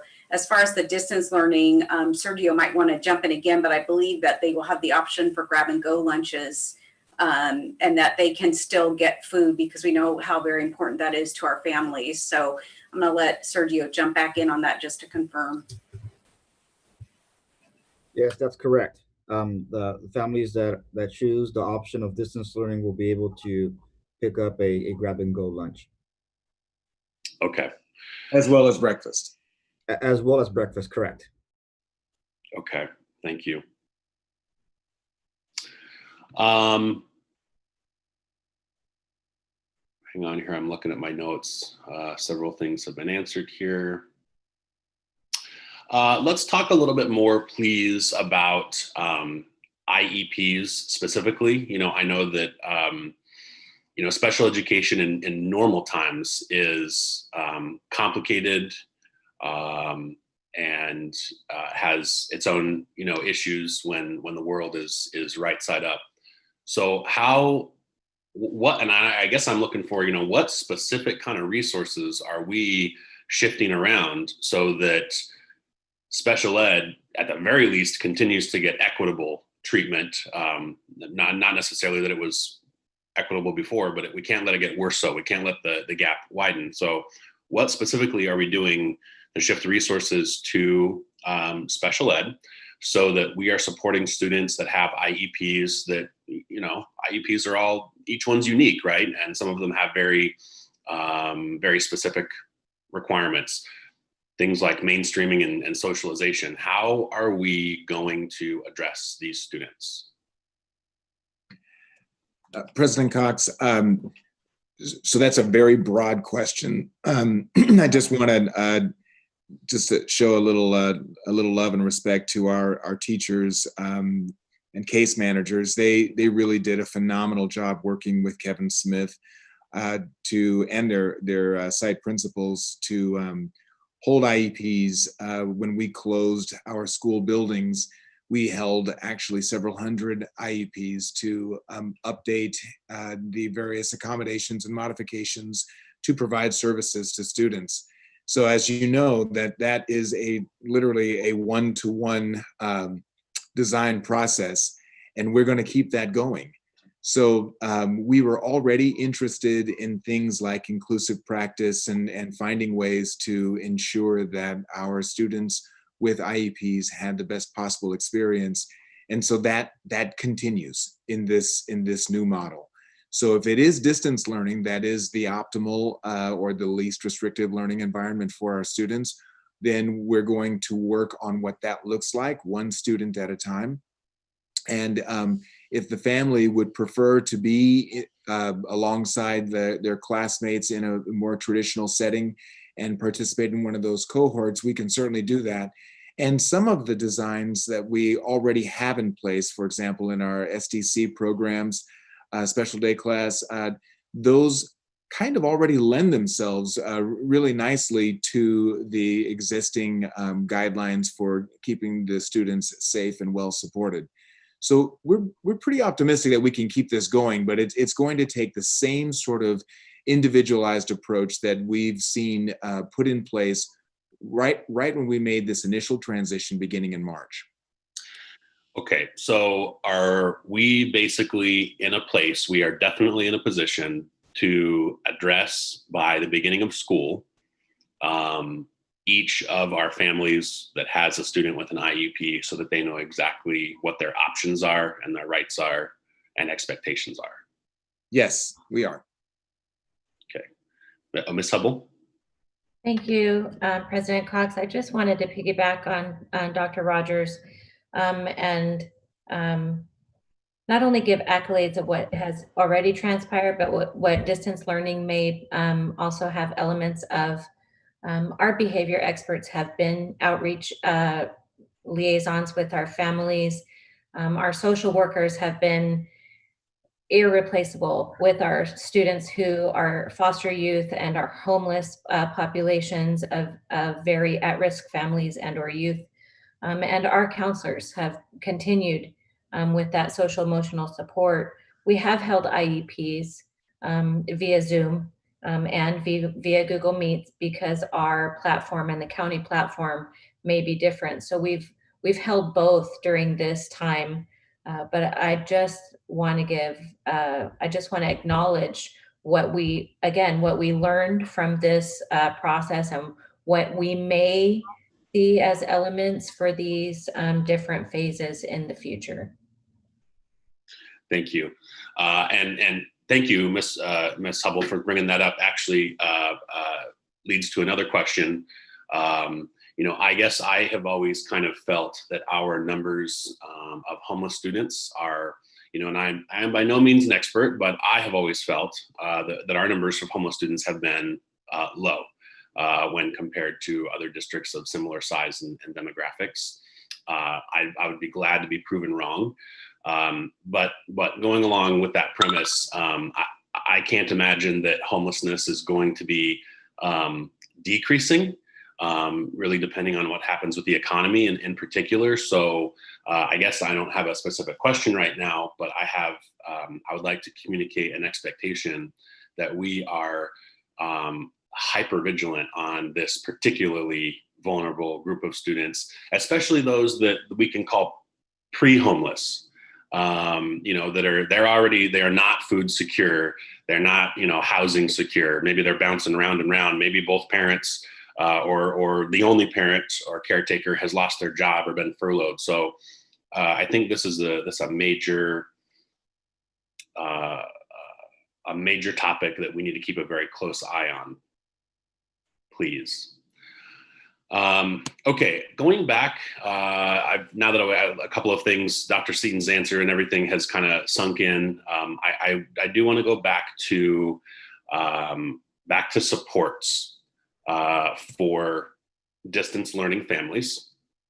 So we're going to continue to provide these specific supports, speech therapy and so forth, through the electronic learning platforms. Okay, what I want us to be extremely, extremely cognizant and reflective of, especially now because we're in a climate where it seems like by the day it's becoming much more okay to really talk about race and inequity and inequality in our country, and recognizing, we should just take ownership of the fact that many governmental institutions just have tracks and paths that unfortunately some populations are pushed down. So what I don't want to happen is that this distance learning option becomes a good option for families that have, one or two highly educated parents, that maybe a parent is stay at home so they can really afford to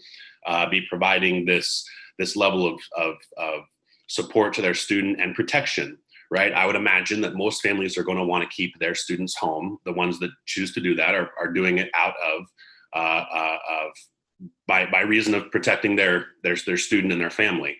So I don't want that to become something that really is only a privilege for the families that can carry out that kind of instruction. I think that's really what I'm trying to get to with, how exactly are we going to be supporting families? Because we need to really be ready to support a whole bunch of different kinds of families with a whole wide range of resources and education themselves as parents, and ability.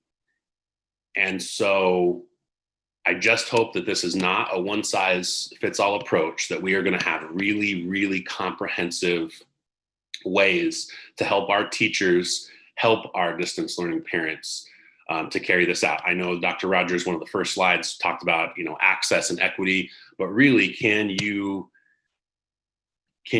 confirm that we are going to be able to ensure that distance learning does not become a privileged program for families who can afford it? And I use the word afford in not just in financial sense, but otherwise as well. President Cox, I just want to say on behalf of the staff, thank you so much for your comments and sharing the board's commitment to equity.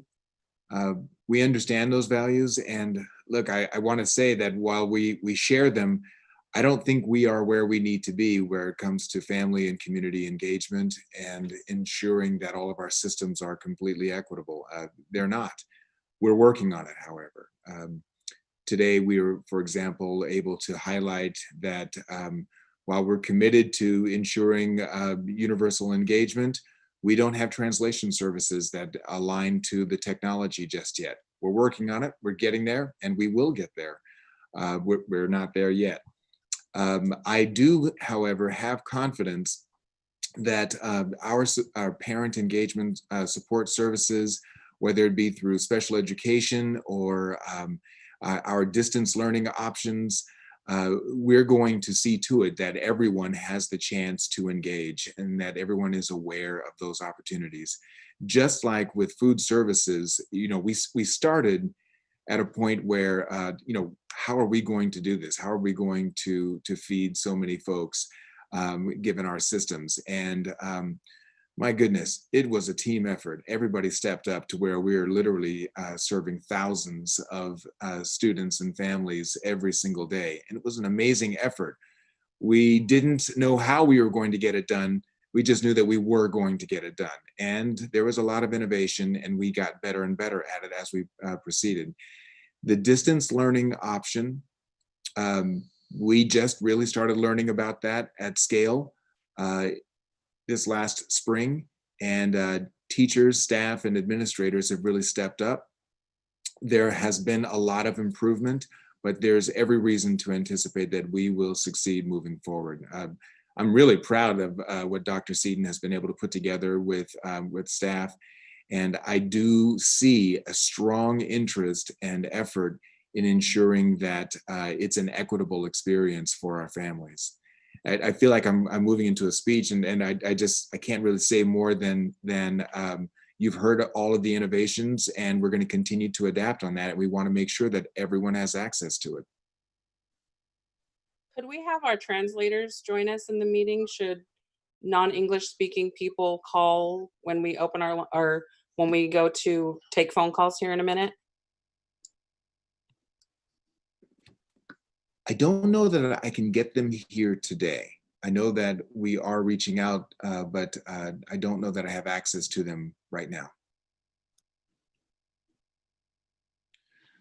But we're going to have Then or something. yeah, I think that what we just need to do is immediately translate this workshop and push that out, and moving forward with translation or not meet.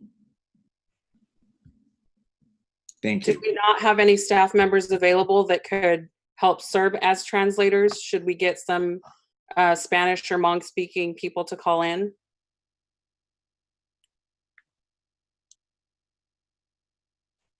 Guys, I think at this point, this is an absolutely critical discussion we're having. I think that this board is blessed with the fact that there are people in our administrative staff who are bilingual, both sometimes in Spanish, in some cases in Hmong. I think practically speaking, if we want to keep doing this by Zoom, we're just going to have to do this again. And with a smaller group, the discussion will be led in Spanish or in Hmong. And then somebody who's far more astute than I can summarize that and can be reported back to the full board. But I think we're asking too much technologically from our team here at this point. Although I also echo what you guys are saying. We need to figure out how to have these sort of teaching and learning sessions with the community in the languages that they speak. And, Mrs. Kazakos is right to point it out, but I think at this point, we need to plan to do this in the next couple of weeks, but perhaps not right now. And during the call-ins, I will do everything possible. If there is a Spanish-speaking call-in, I will translate their question or their suggestion as best as possible for this current situation. I'm available to do that. Thank you. Okay, my last question is transportation. Can we dig a little bit deeper into how transportation is going to work for the families who are going to be sending their students to school physically? Thank you, Mr. Cox.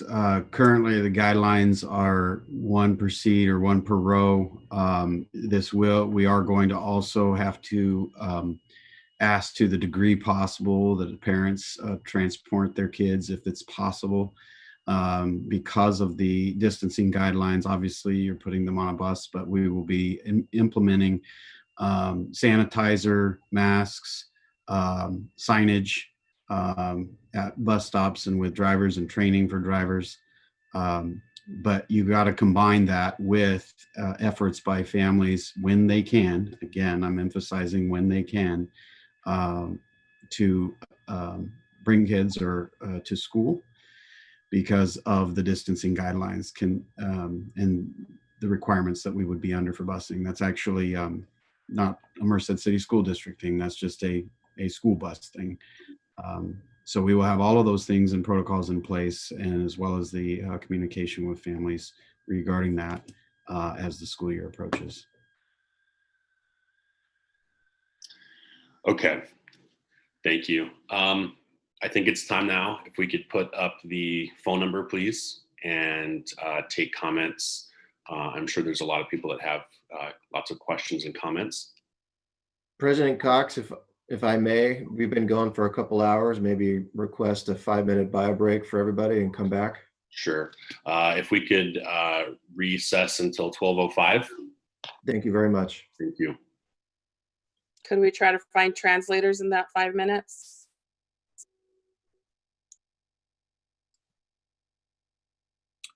Trustee Kazakos, we are working on finding translators. Thank you. I appreciate it.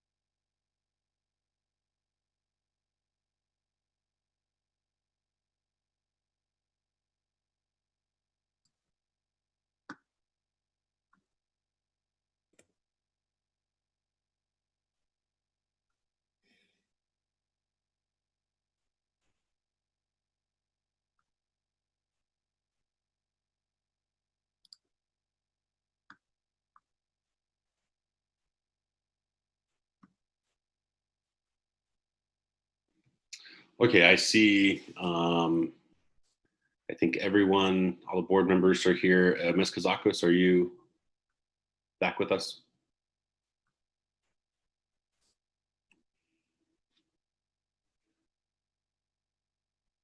All right, we'll go for a minute.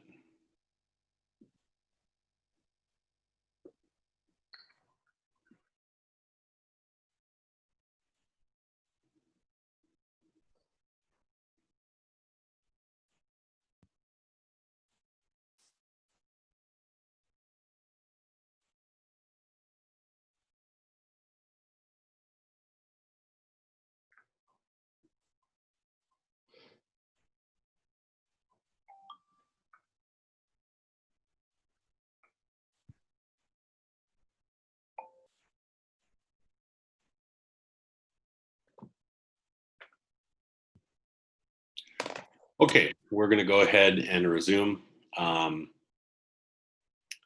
I have not used the feature before, the call-in feature, and I don't know, Mr. Blount, is there an ability to invite speakers into the room based on first come, first serve, or how does it work when someone calls in so that we can understand? Okay, President Cox, can you hear me okay?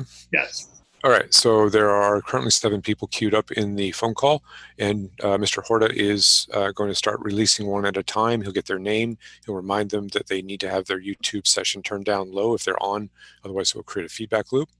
And then he'll adjust their screen name to their actual physical name because it'll show their masked phone number, and then they can address the group in the Zoom meeting. And we'll work our way through the list. We currently have 7 on the list at this point. Does that make sense? Yes, thank you. And as a reminder for everyone who would like to call in, that we'll try to be reasonable, but please try to limit your comments to 3 minutes or less. Please make sure to give your name. And also, Ms. Kazakos will be keeping the time, and she will let you know once you're approaching the end of the 3 minutes. The purpose of the public comment is to make comments, give feedback, and ask questions about the fall reopening plan. Okay, so let's go ahead and take that first comment, please. May I go ahead? Yes, please state your name for the record, sir. Yes, my name is Alberto Serpa, last name CERPA. And I'm a parent of 3 in the school district. Thank you, sir. Go ahead. Okay, so I have a few questions for the members of the board. First, let me thank you for the opportunity to make comments. I'm a father of 3 of kids in the school districts, age 8, 8, and 11. And our experience doing distance learning last semester was a little bit chaotic. Just to be honest, there was no one-on-one interaction or face interaction, synchronous interaction with the teacher. That to me is extremely detrimental for the education of our kids. So as a parent that wanted to do distance learning in order to provide more of a safety, healthy net to our kids, I was wondering if you're actually very seriously consider doing synchronous interaction, and if you're going to be training the teachers appropriately. There were just very briefly keyword statements on a slide about this. But the devil is in the details. So which specific tools are going to be using? I'm going to be using Zoom interactively. I'm going to using the teacher aides as a person that can essentially mute all the other kids, teach the kids to raise their hands, and then interacting one-on-one with the teacher. That is, a relatively easy, simple thing to do, but people need to be trained.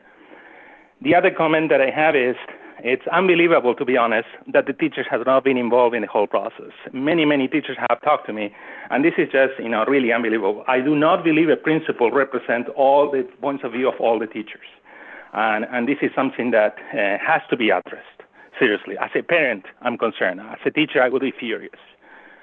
The other point I want to make is, it was not clear, after I watched 2 hours of streaming, what are the options for parents to pick distance learning and to go back to in-person or vice versa. And the last comment, just to make it briefly, is it's unclear what are you going to do in order to do, isolation of COVID-19 cases for in-person teaching when they're tested positive. So if a kid is at school and is tested positive or he presents symptoms and is no longer asymptomatic perhaps, what's going to happen? Do you ask parents to go and pick him up immediately? How are we going to be doing contact tracing? Because that kid might be in touch with a lot of other kids. Are going to take all the kids back to home? Honestly, the details on how this is done has been completely unclear. And I understand that many of these details have been worked on or still being worked on with the health department. But right now, as a parent, I have received no clear information about this. So I know I have a few minutes of my time, but I'm going to wait for you to answer the question. Thank you so much, and I appreciate the opportunity to talk. Thank you. Thank you, Mr. Serpa. Are there, and please everyone just bear with us, I'm going to try and figure out how to do this.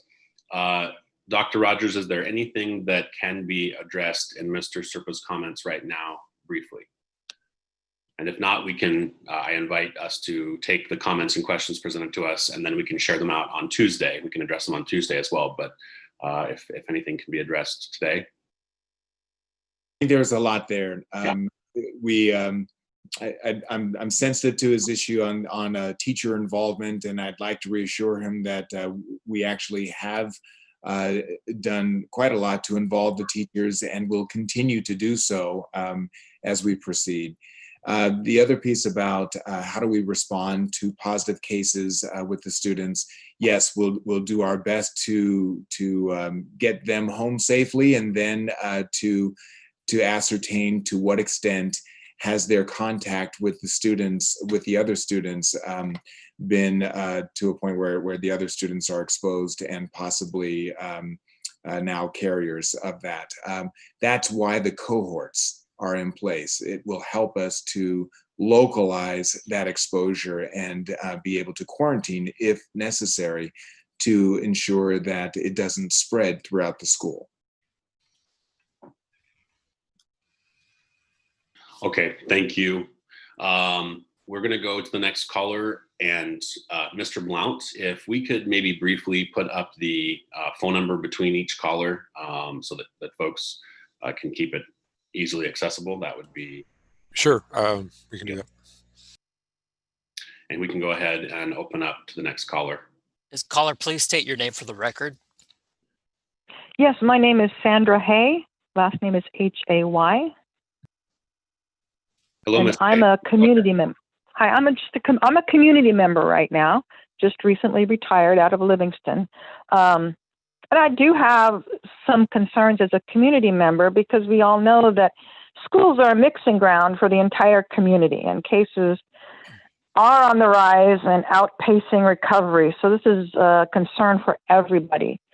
My biggest concern, just like the last caller, is the amount of teacher input. Now, I know that you said that you have done input, but that's not what I'm getting from all the teachers I've talked to and what's going on in the comments. Principals were asked, and principals picked a couple of teachers or a few teachers to get a feel of, but teachers haven't had a survey. The community members haven't had a survey. So there's a lot of things to be addressed. What accommodations will be made for teachers who are in the higher risk group or who are living with family in the higher risk group? I know you said parents need to do what is best for their families and their kids. What about the teachers? What would happen if the teacher does not feel comfortable coming back to school and they are afraid? Will they be allowed to then do distance learning? But what if they're not really great at distance learning? That's a problem. If teachers contract COVID, will their medical care be covered by workman's comp, or are they going to be forced to use their sick leave? And what if they don't have enough sick leave? How are those issues going to be addressed? Teachers who are so supportive and so integral to this whole thing. And a lot of teachers are afraid to speak up because they know that they might get slapped down with it. Well, they be glad that they have a job comment. So we need to really honor our teachers. Thank you very much. Thank you. Again, are there any comments from staff at this point? President Cox, I appreciate the support and concern the caller shared regarding teachers. I want to assure our faculty and staff that they are in fact covered by all of the insurance and other support services that we have available. Regarding the robust engagement of the teachers and doing our best to accommodate them and set them up so that they can be successful in these new designs. I know that the principals are working with our staff and with the teachers themselves to understand how best to do that. As I mentioned earlier, we're working on communication, and that's two-way communication. So while we're trying to clearly articulate how these systems will work, we're also trying to understand and adapt real time to the experience of the students, families, and the staff engaged in the system. We've learned a lot, and I think we're getting better and better. We'll keep at it.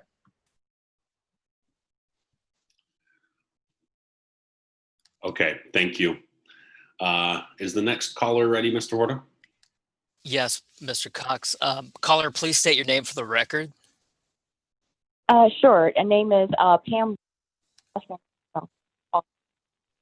My apologies, Pam. Could you say your name again? Sure. It's Pam Roussos, Roussos. All right, thank you. Please go ahead. Yeah, hi. Thank you very much for having this, by the way. I think it's kind of added some more insight as to what's happening. However, I do feel like we're not moving fast enough. Again, I don't know if this is because there's a lack of communication to the parents. And I'm a little bit worried that in the fall, the teachers and the parents will not be prepared for a potential full lockdown of the school. Part of it is just, you know, for instance, on the parent app for Square, even this board meeting, details of the meeting are not on there. There's a link, but there's not a mention of specific information for this meeting or even for summer school. So I kind of feel like whatever's happening at an administrative level is not necessarily filtering down to the lowers to be able to communicate to the rest of the family, and all of the information is not given out. So when I tried to find out when does summer school start, I'm having difficulty find it. I can't Google it. What's listed as a top Google is from 2017. I tried to look on the Merced City's website, also difficult. The contact information, same kind of thing. You have to submit your question. You can't necessarily find it easily. And then also on Parent Square, the information is not readily accessible. So my request is to have these kinds of details really be looked at over with a fine-tooth comb, and so that parents can be on board, so that we're able to really help our students in this, you know, in this setting. Thank you. Thank you, ma'am.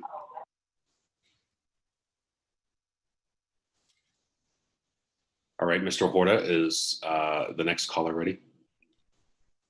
Yes, just a second, please. That we're able. Hello, caller. Could you please state your name?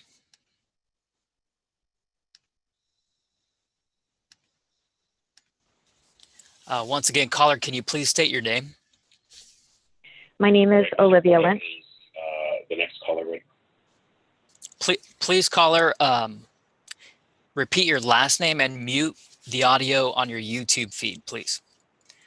My name is Olivia Lynch. My last name is Lynch. Great, thank you, Ms. Lynch. Please go ahead.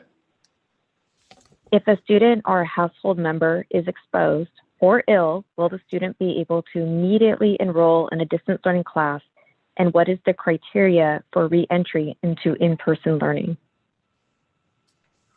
Thank you. Now, Ms. Lynch, is that your only question, or do you have anything else? Because I'll ask for an answer. The other question is, will the in-person and distance learning follow the same pacing plan so they can go back and forth should they be in quarantine for 2 weeks without missing anything? And just a comment, I'm very disappointed that surveys were sent out. They obviously were only in English and Spanish. I took the time to fill it out. The survey hasn't closed yet, and yet the district has already made a decision about either all-day school or distance learning, even though the survey asked us if we wanted A and B schedules or certain days. But that wasn't taken into consideration, and the decision has already been made. Thank you, ma'am. Dr. Rogers, can you please address those? Thank you, President Cox, and thank you to Ms. Lynch for your comments.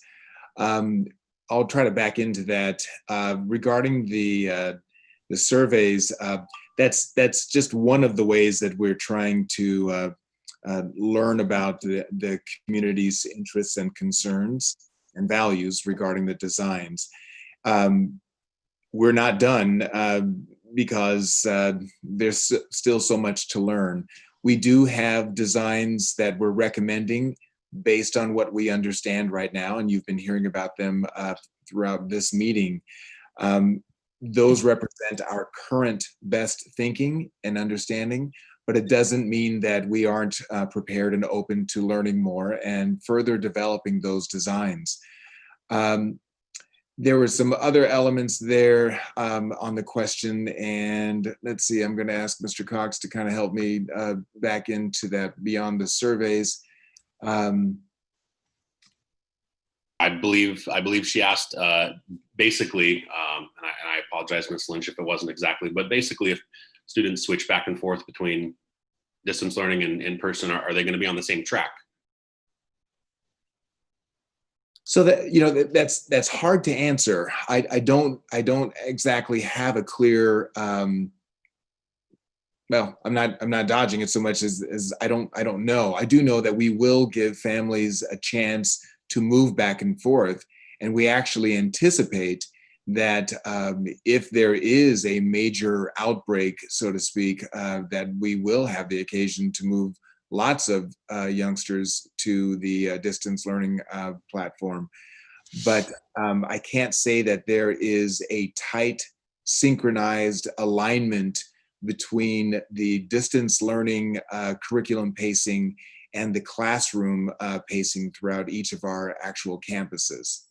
I know that they'll all be covering the same standards and we can anticipate rigorous engagement, but I hesitate to commit to perfect alignment on the content itself. Okay, thank you. Okay, Mr. Horta, the next caller, please. Caller, please state your name for the record.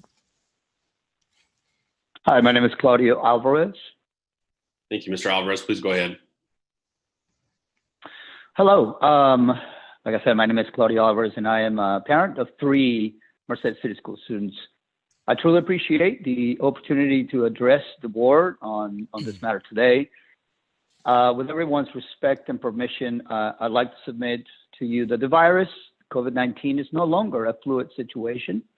COVID-19 is here for the foreseeable future, and the daily number of cases rising is a definitive proof of it. To continue to claim that this is a fluid situation is a form of reflection. Also, the consensus on part of the community on wearing a mask is irrelevant, really, given the government's mandate and the proven scientific research behind it. Education may be what is needed, but not consensus. It is correct, however, to point out that uncertainty does indeed create anxiety. Remaining ambivalent in our responses to these very important questions raised do not help. I believe everyone in the community is very much aware of the amazing staff and teachers we are blessed to have. But to use that as an answer rather, to a direct question is disingenuous at best. It is therefore time to commit to a specific plan that it is at its core maintains that COVID will be with us for the foreseeable future, and which will clarify the methods and practices to follow by teachers, parents, and staff. My questions, therefore, are as follows. Some of these have been raised before, but like I mentioned before, no clear answer was given. One has to do with the fact that we're contemplating a 3 feet classroom distancing instead of the 6 feet recommended by the guidebook for the safety of reopening schools and also the CDC guidelines. Why is it that we are thinking about 3 feet when 6 feet is the recommended one? If 6 feet is not possible, given the space in the classrooms, then why don't we think about perhaps distance learning altogether? Meaning, instead of thinking about opening schools, perhaps, what are we doing to make distance learning Mr. Alvarez, you have 30 improve seconds. on? I'm sorry? You have 30 seconds. Thank you. What are we doing to improve and make that more of a positive and pleasant experience for students? Also, how will teacher assignments work out? Will it be based on seniority, health needs, training? How is that going to work out? And what will happen if parents cannot take their kids to school by bus, or rather, personally, but they have to rely on bus? Thank you very much for the opportunity to address you. Thank you, sir. I'd be curious, can someone please address where the 3 feet does come from versus the 6 feet? Recently, our Department of Health released some adaptations on those guidelines that our caller mentioned, and 3 feet social distancing is allowable under those guidelines in school settings. Okay, thank you. Can we get the number back up on the screen, please, and move to the next caller?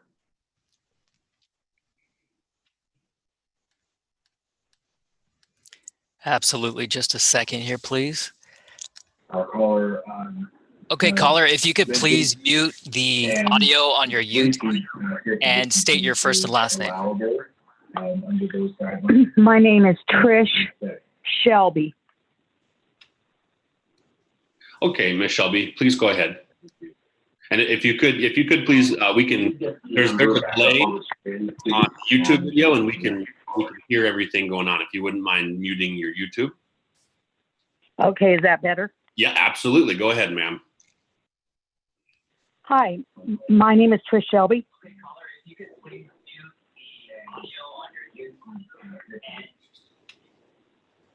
Hello? Yep, go ahead. Hi, my name is Trish Shelby. I'm a teacher with Merced City School District. I am questioning. We have never received a survey. I don't think you've included all the teachers. I'm questioning why you wouldn't want to talk to and get an opinion with each and every one. I appreciate your time. Thank you. Thank you. Thank you very much. Dr. Rogers, can we, this is a very, seems to be a frequent question. Can we explain what our specific process was to gather feedback, what the process as we move forward is going to be to gather feedback? Because folks obviously want to know. Thank you, President Cox, and thank you, Ms. Shelby.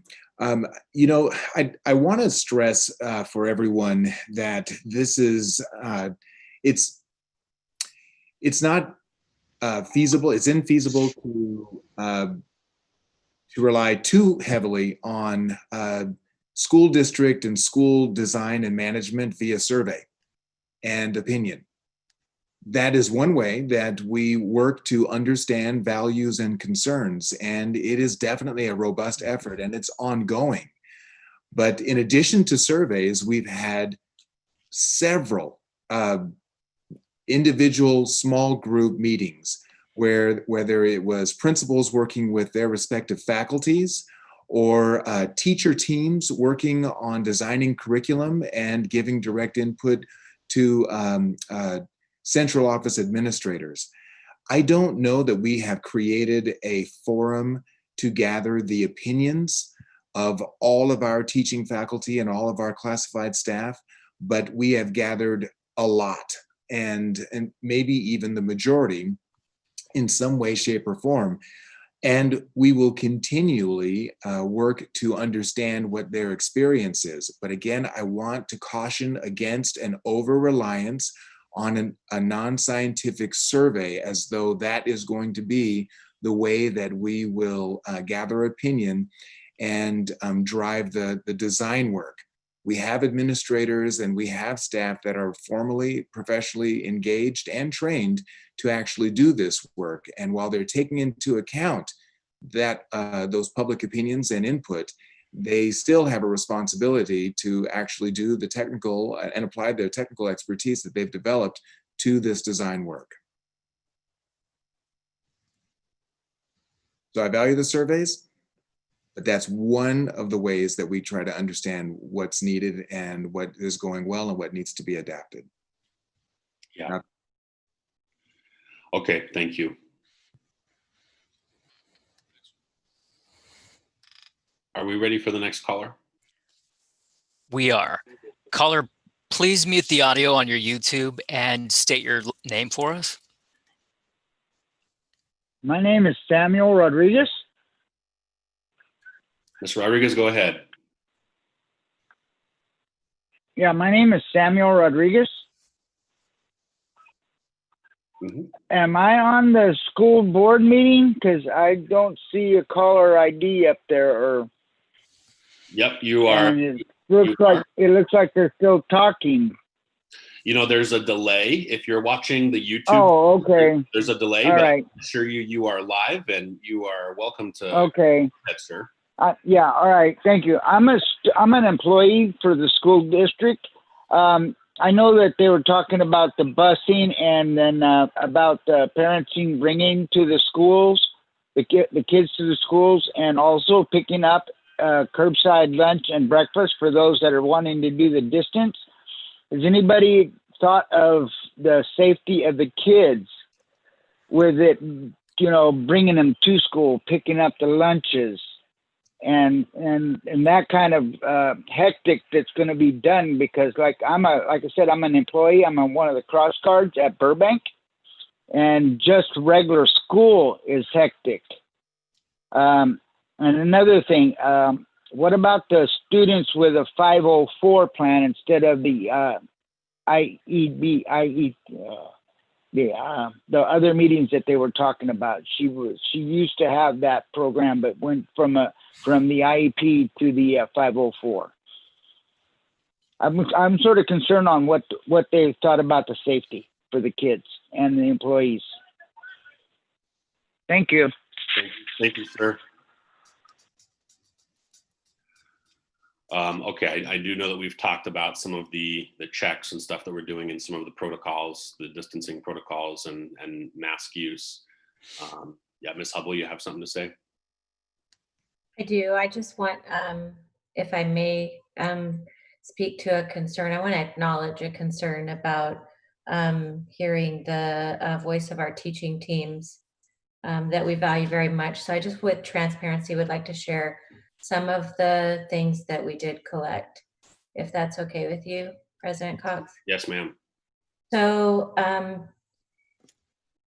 administrators reached out to certificated and classified teams that were on board with us. I personally talked to 8 of my 21 teachers, and that was 21%. And as stated before, to red light and green light, like, what are your concerns? Give me your input. What is working for kids and what is not working for kids? And as we move forward, I did the same with 12 of my classified team, and that's 21% of my classified team on campus. But so much more than that. I want our community to know that there was a community forum of people as well. And our teachers were represented there with Mr. Arsmendi present, who had great input. But I also want to acknowledge that people are passionately sharing. And I just, this is a workshop and a place to share concerns. And so I just wanted to explain what we did do so that people would have an understanding of what we did do, and to acknowledge that it's still a passionate concern. I'd like to jump in too, just so you know from middle school what we did as well. For myself, I reached out to 7 of my teachers to give, and those were teachers on my leadership team, to give input into the schedules that we were looking at. Not all of them responded because it is summer break. I also reached out to my office staff who was there. And then I know that my other 3 middle school principals did the same with their leadership teams and their classified staff who are here. It does make it a little bit difficult when teachers are off for the summer to get a hold of everybody to respond. So I just wanted to clarify what we had done, because we did, and I do so value our teachers. I have an outstanding teaching staff. They are amazing. They work really hard. And I hear them when they say they want some input. But this situation is so fluid and moving so quickly. We are trying really hard to get them to be able to let them have input. So I just want them to know that they are heard.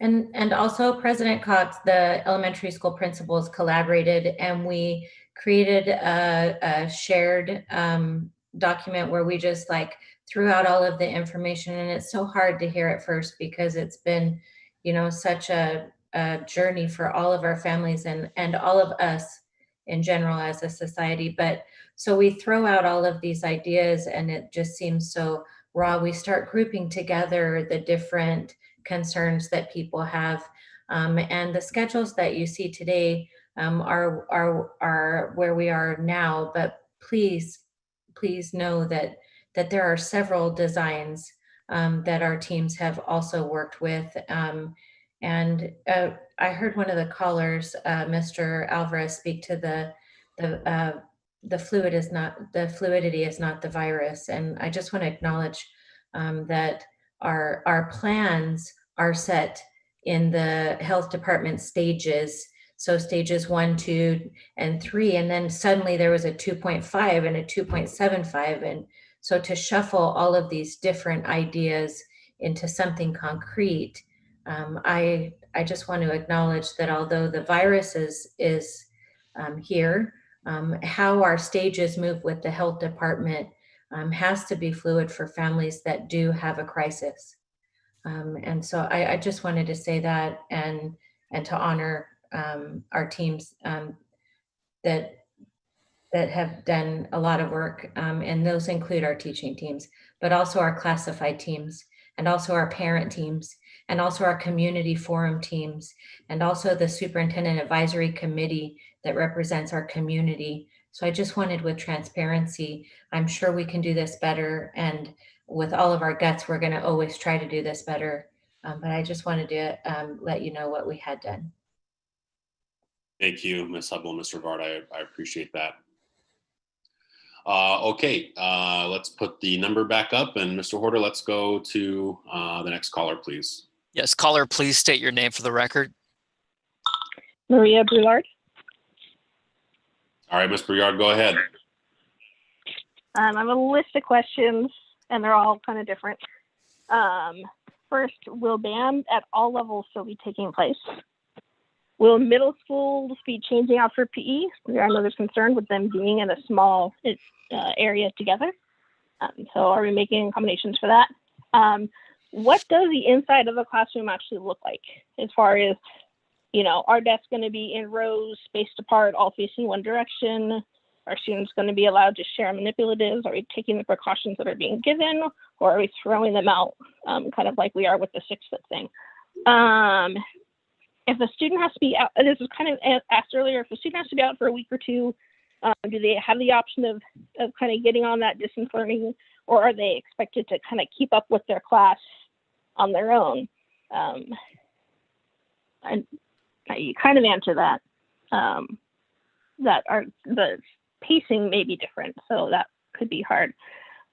If the whole district has to go to distance learning at some point, are the teachers that have been doing the in-class work, are they going to have the same training ahead of time as the distance learning teachers had? You mentioned the distance learning teachers are going to be these great master teachers, and they'll be well trained to really give robust and high rigor in material. Are the classroom teachers going to have that same ability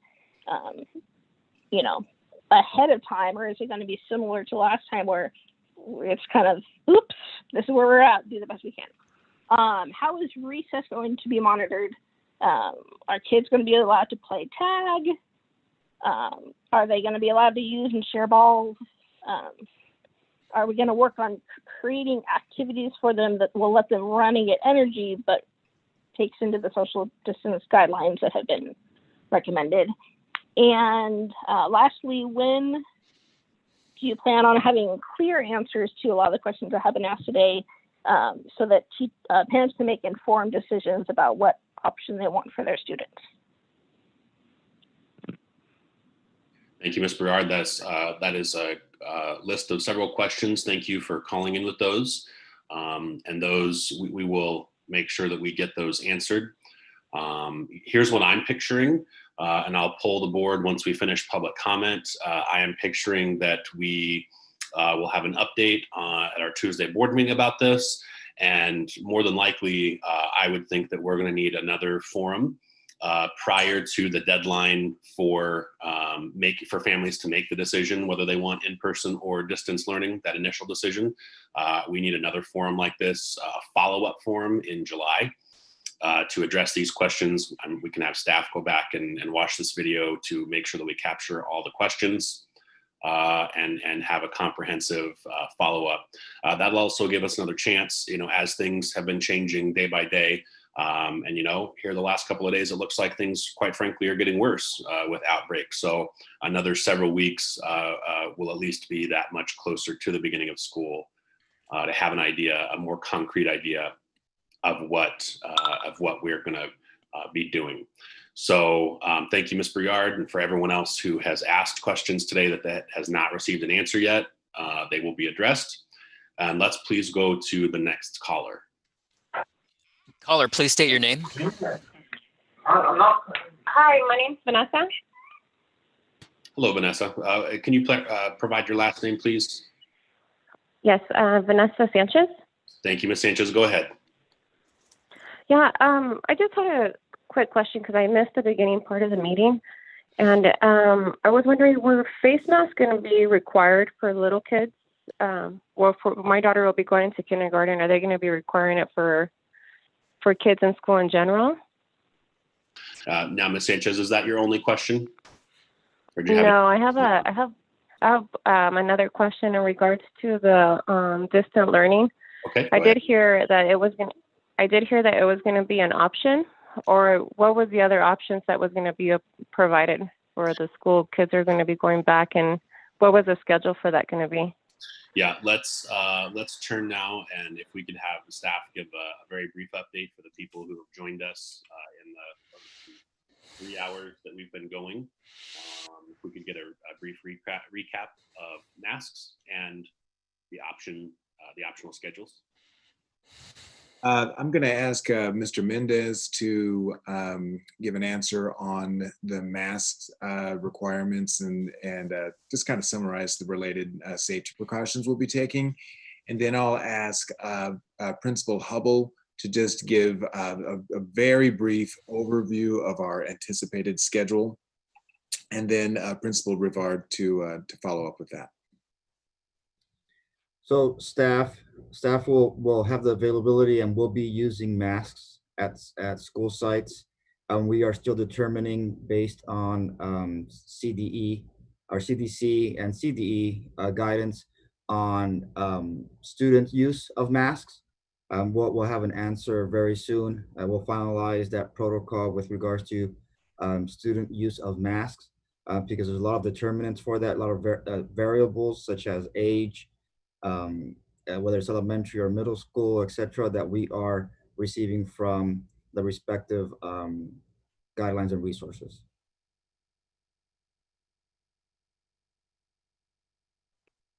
That's a great question. And she has a kindergarten student. And, you know, we think about like, are they licking the inside of their mask? Are they there are so many things because they're so small. And so we really do lean on, you know, our local government. The 62-page guideline from the California Department of Ed did give some parameters, but so does our health department really does like change like the game often.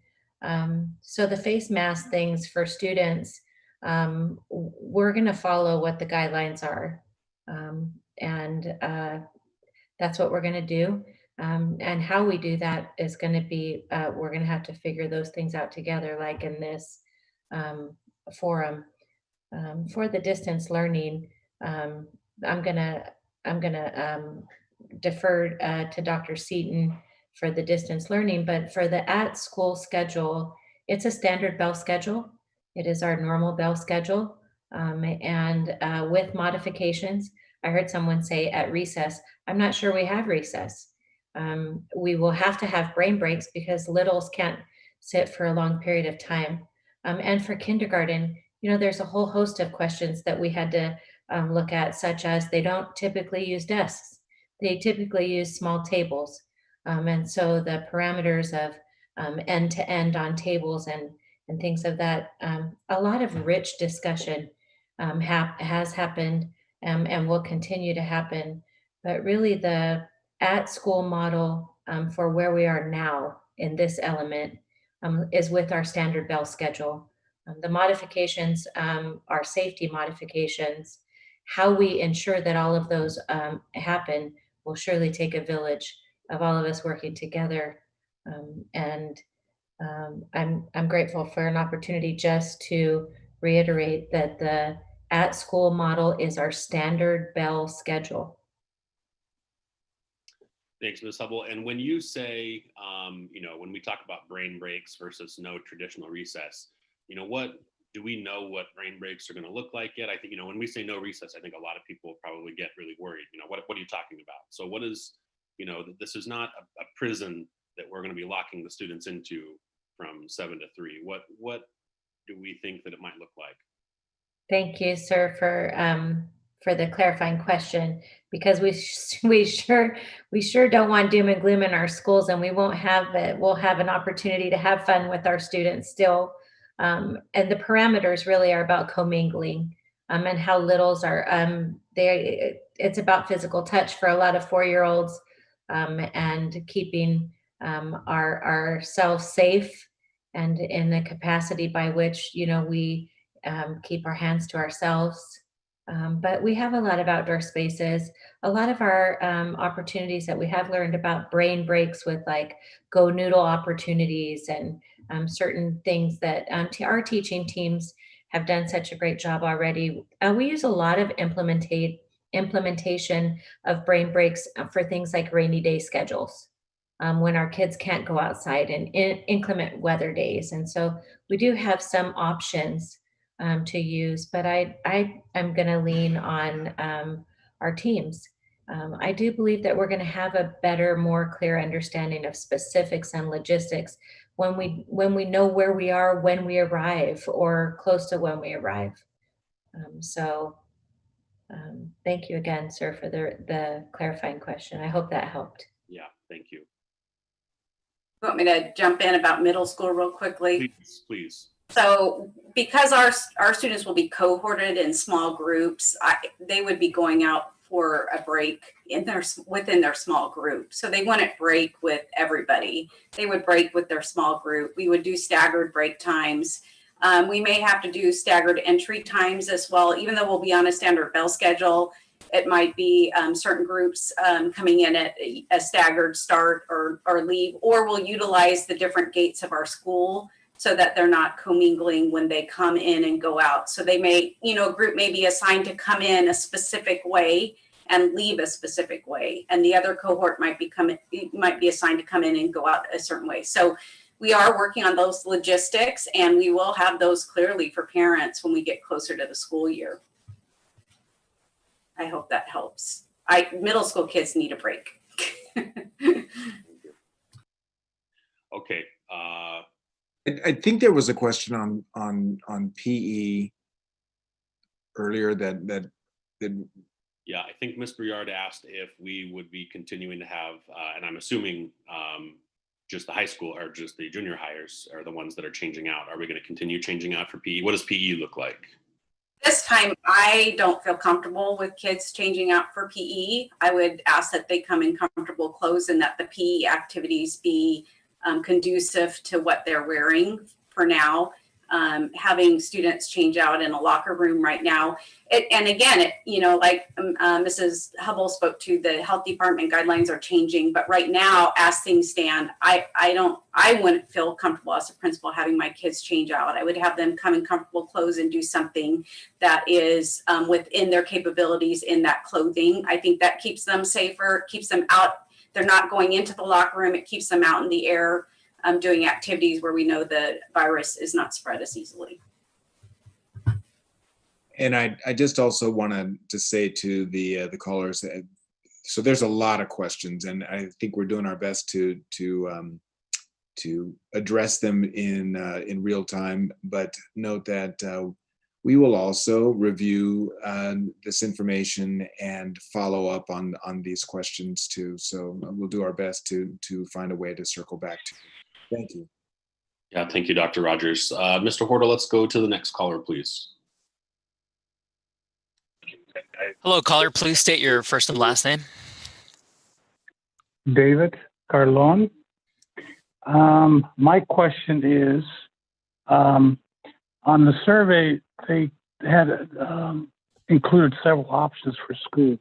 One of them was in person plus half-day remote learning. Is that still an option on the table? Sir, and can I just ask, is that your only question or comment? I just want to get everything out before we see if we have an answer right now. Yes, it is. Okay, thank you, sir. Yes, it is. Thank you so much for the question. Yes, we were looking at sort of a modified half-day schedule, which really was a really impressive schedule. It had instructional blocks, and it had opportunities for targeted instruction and so forth. But the value that carried the day, so to speak, and why we are going with the traditional calendar was we wanted to maximize the amount of time that students would have with their teachers at school. That turned out to be just a very strong value among parents as well as the teachers themselves. And so we are going with this schedule for now, just because it does the best job with that. Now the distance learning has a kind of a different effect than the in-person learning, and we just found that plus the in-person learning was probably a better option for families to choose from than the half-day instructional block model. But I really thank you very much for following up on that. We really took a long look at that, and there's a lot to like about it. All right, thank you. Can how many more callers are in the queue to get an idea? We have 5 currently in the queue, but every time we admit one, another one comes in. Gotcha. Okay. Yeah. So we'll continue, and if we could flash that number again, let's please move on to the next caller. Absolutely. Caller, please state your name. Hi, my name is Raman Saha. Can you spell your first and last name, please? My first name is Ramen, R-A-M-E-N. Last name is Saha, S-A-H-A. Thank you, Mr. Saha. Please go ahead. Thank you for this opportunity. I have been listening to all of you since 10 a.m. this morning. And first and foremost, I would like to tell all of you that I understand that you have a real tough job at hand, trying to maneuver through this unforeseen and unprecedented situation. So I understand how hard it might be for you, all of you. From my perspective as a parent of a kid who goes to a school in this district, I'm worried too, like all of the parents, right? So I want to use this time. I have two comments to make. One is about revising the curriculum, if possible, to include mental health discussions. Nobody has raised this issue. I know you are providing services, support, but those are one phone call away, at least. So my suggestion is that the teachers incorporate discussions about mental health and talk about it as part of the daily classroom activities, if not weekly classroom activities. So that's one thing. Second thing is I would request a lot more transparency, if possible. For example, this 3 feet thing that came up, nobody knows where it came from. I don't feel safe that way. If you are able to update your website with your decisions and what those decisions are based on, your sources, that would be very much appreciated. And do I still have 30 seconds? Yes, sir. Please go ahead. Okay. Then I'd like to echo some of the previous things that have been said. Biggest of all would be to hear out the teachers. I know people have reached out to teachers, and thank you for the transparency, Mrs. Hubble. But then, everybody needs to feel safe in that classroom, including the teachers and my kid. And my kid is going to feel safest when the teacher feels safe. And a person feels safe, one, when they are hurt, when they know they have been hurt, and two, when they are prepared. So training them and hearing them out will be the biggest things for you to do, sirs and ma'ams. That's just my humble suggestion. With that, I would like to rest. And thank you for the opportunity again. Thank you, Mr. Saha. I appreciate it. I think he had some good suggestions there. Particularly, the only thing I'd really like to add on is, student mental health is extremely important. I would like to see us, beyond the one-on-one supports that we offer, strategies to help not only our students kind of cope through all these changes, but definitely the staff, the teachers, the office employees, everyone, all of our staff. Everyone, regardless of job, is really going to be doing things a new way. I can't really think of many classifications that aren't having to change the way that they're doing things. So I think that's very important for us to keep in mind. Okay. Let's go to the next caller, please.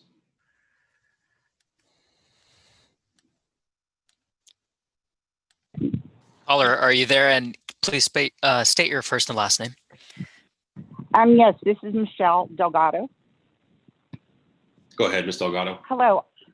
Yes, thank you. Dr. Rogers, while a survey might seem quote unquote scientific, it's still important that all the employees of Merced City School District have a voice. And putting together a survey really isn't that difficult.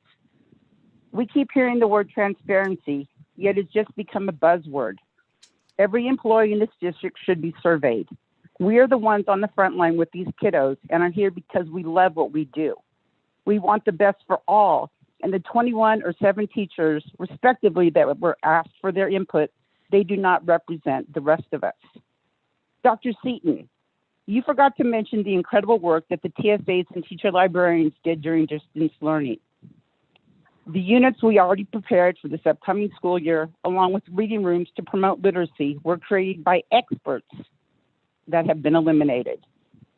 I keep hearing it takes a village. Then every member of this village needs to have their voice listened to. Many of these forums that are spoken about were never made known to the rest of us. I would like to thank Ms. Casacos for making sure that the whole community, our Spanish, Hmong, and Mian speakers are represented. I keep hearing the word equity. Well, every Merced City School District employee is a piece of that belief.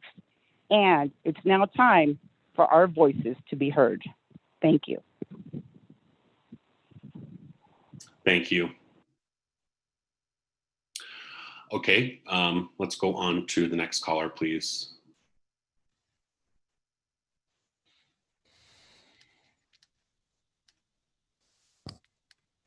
Caller, please state your name. Hello. Hello, can you please give us your name? I'm Jane Ewing Villegas. Thank you. Please go ahead.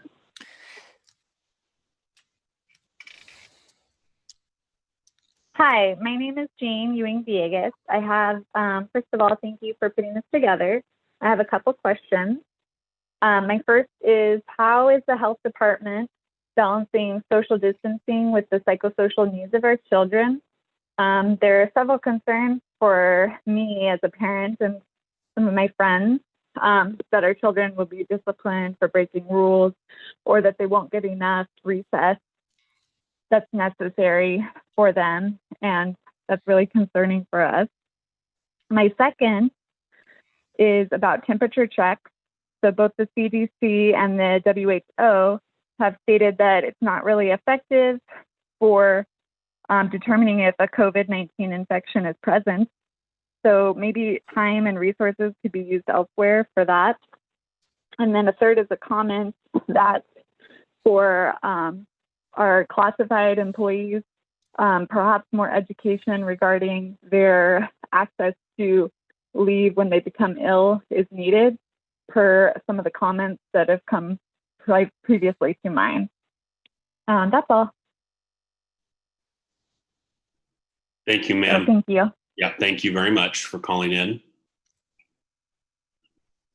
And we're going to keep your comments. Okay, let's move on now to the next caller, please. Caller, please mute your YouTube audio and state your name.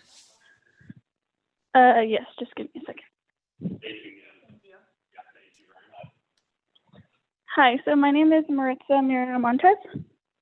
Thank you, Ms. Miramontes. Go ahead. And so I kind of have a couple questions. So first, are you guys prepared to shuffle students around to keep numbers proportionate across school sites to maintain the appropriate social distancing? And also, is the district also prepared to train all teachers and staff and in this transition? Because I know towards the end of the school this past school year, it was kind of obviously like the transition from going from, on site to all online was a lot for everyone across the world.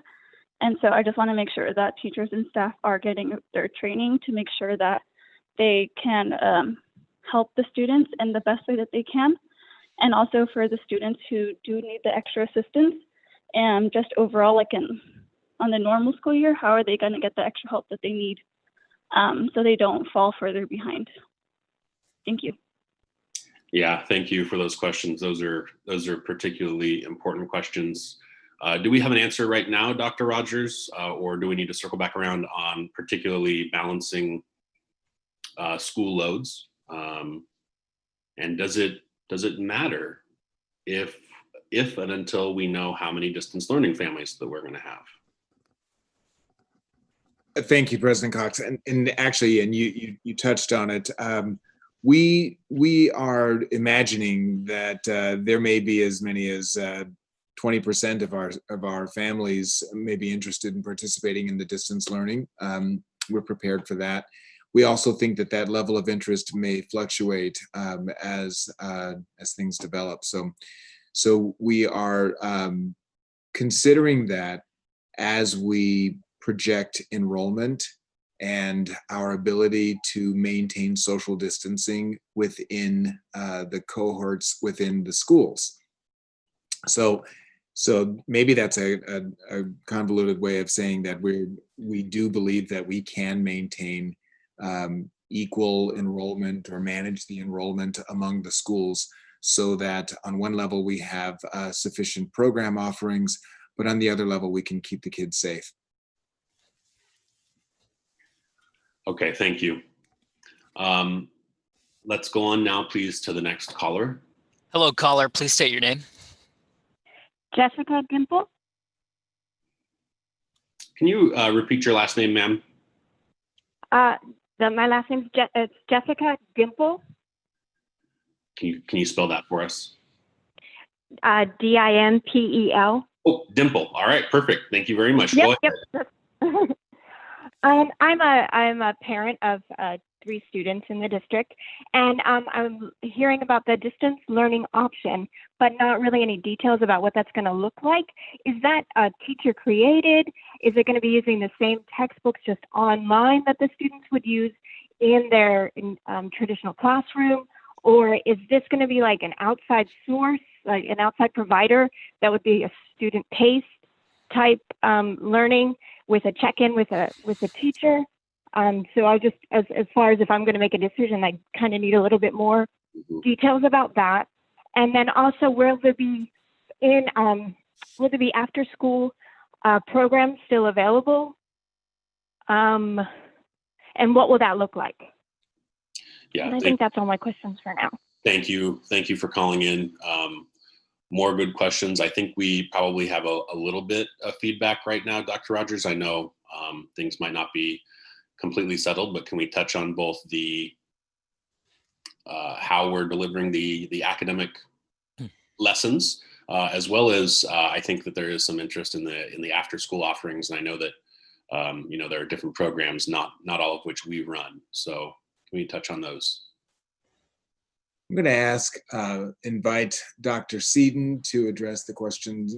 Just a real quick summary, if you would, Dr. Seaton, on the distance learning options. And then Principal Rivard, I wonder if you might say a word or two about extended day opportunities on the campus. And then we'll kind of play it by ear if we need Ms. Hubble to project on what that might look like in the elementary settings. Dr. Seaton, would you begin? Yes, thank you, Dr. Rogers.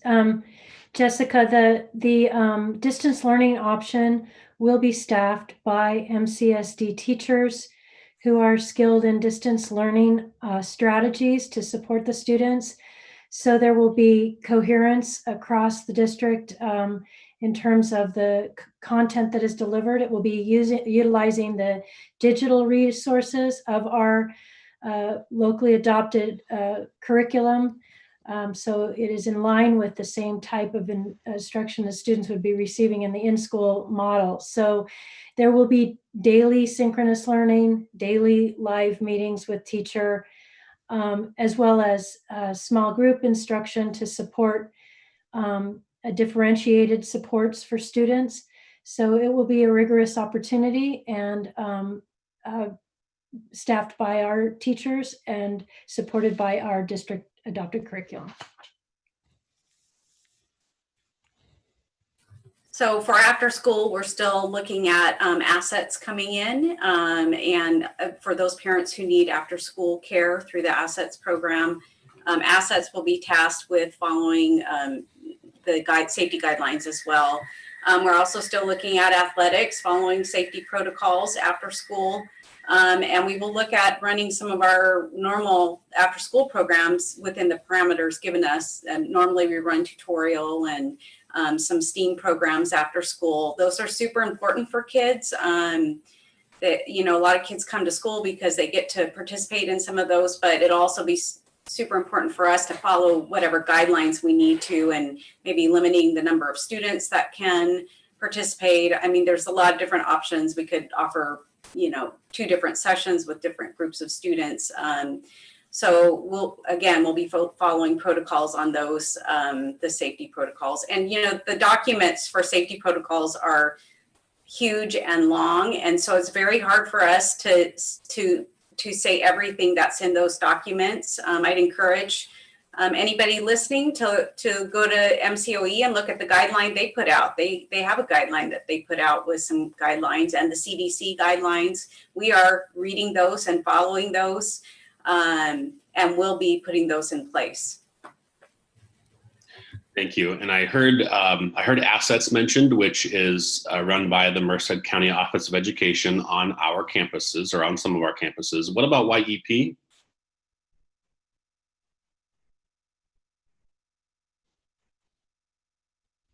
I don't have YEP at my site, so I can't answer that question. Our youth enrichment programs are scheduled to begin.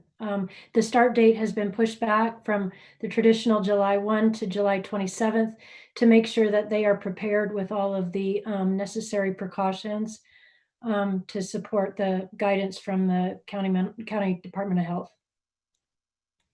I don't have the exact start date, but it is the third, I believe it's the third week of July. I can look that up while we're here. That's okay. We can share it again. I'm just sure that there's a lot of people who, a lot of families who rely on those programs who are they're thinking about that right now, I'm sure.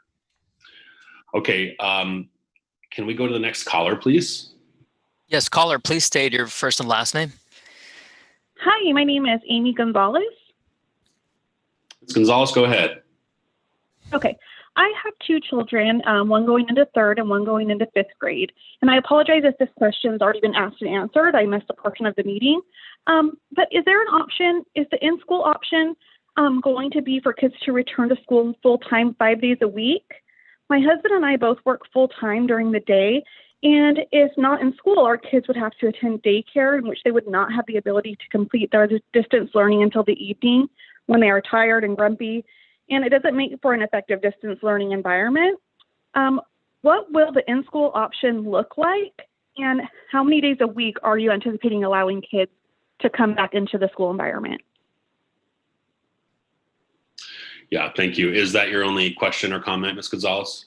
Yes, it is. Oh, perfect. Yep, I just a brief answer, Dr. Rogers.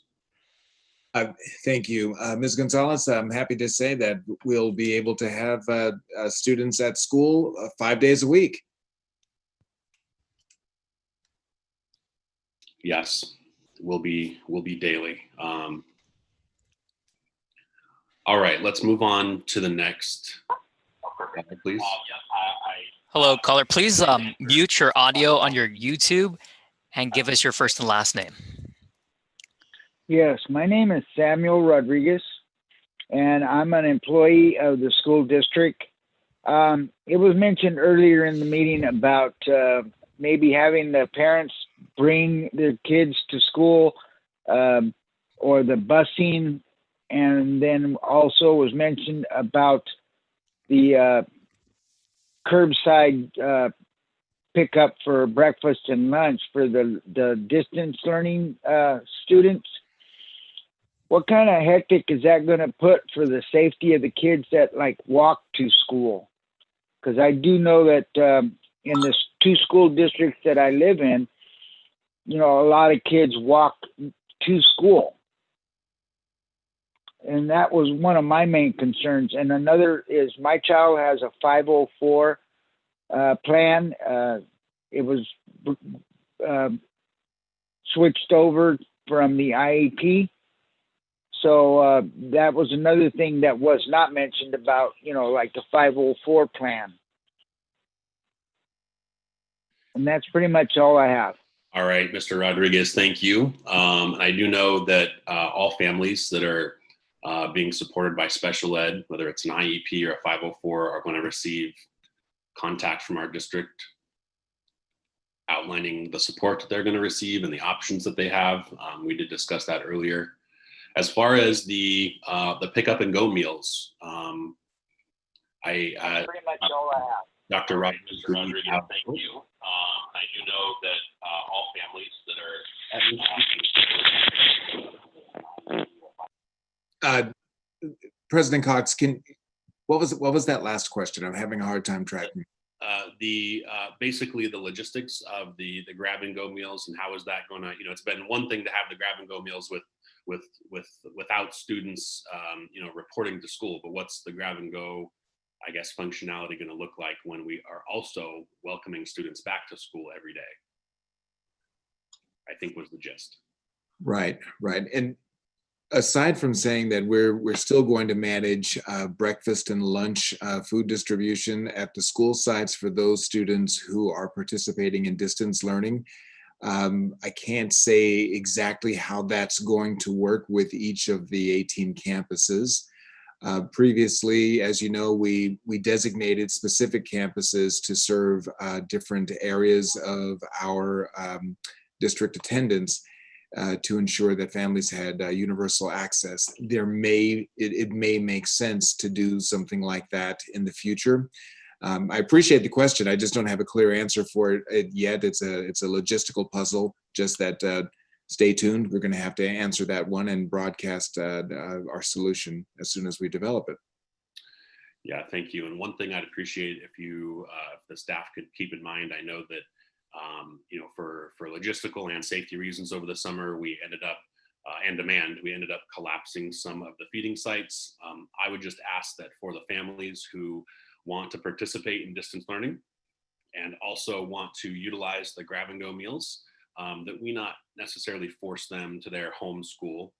If they live right next to Burbank, but they're assigned to, I don't know, whatever, Chenoweth, but they're doing distance learning, if we could just make it as easy as possible for our students to pick up meals, universally. That would be my request.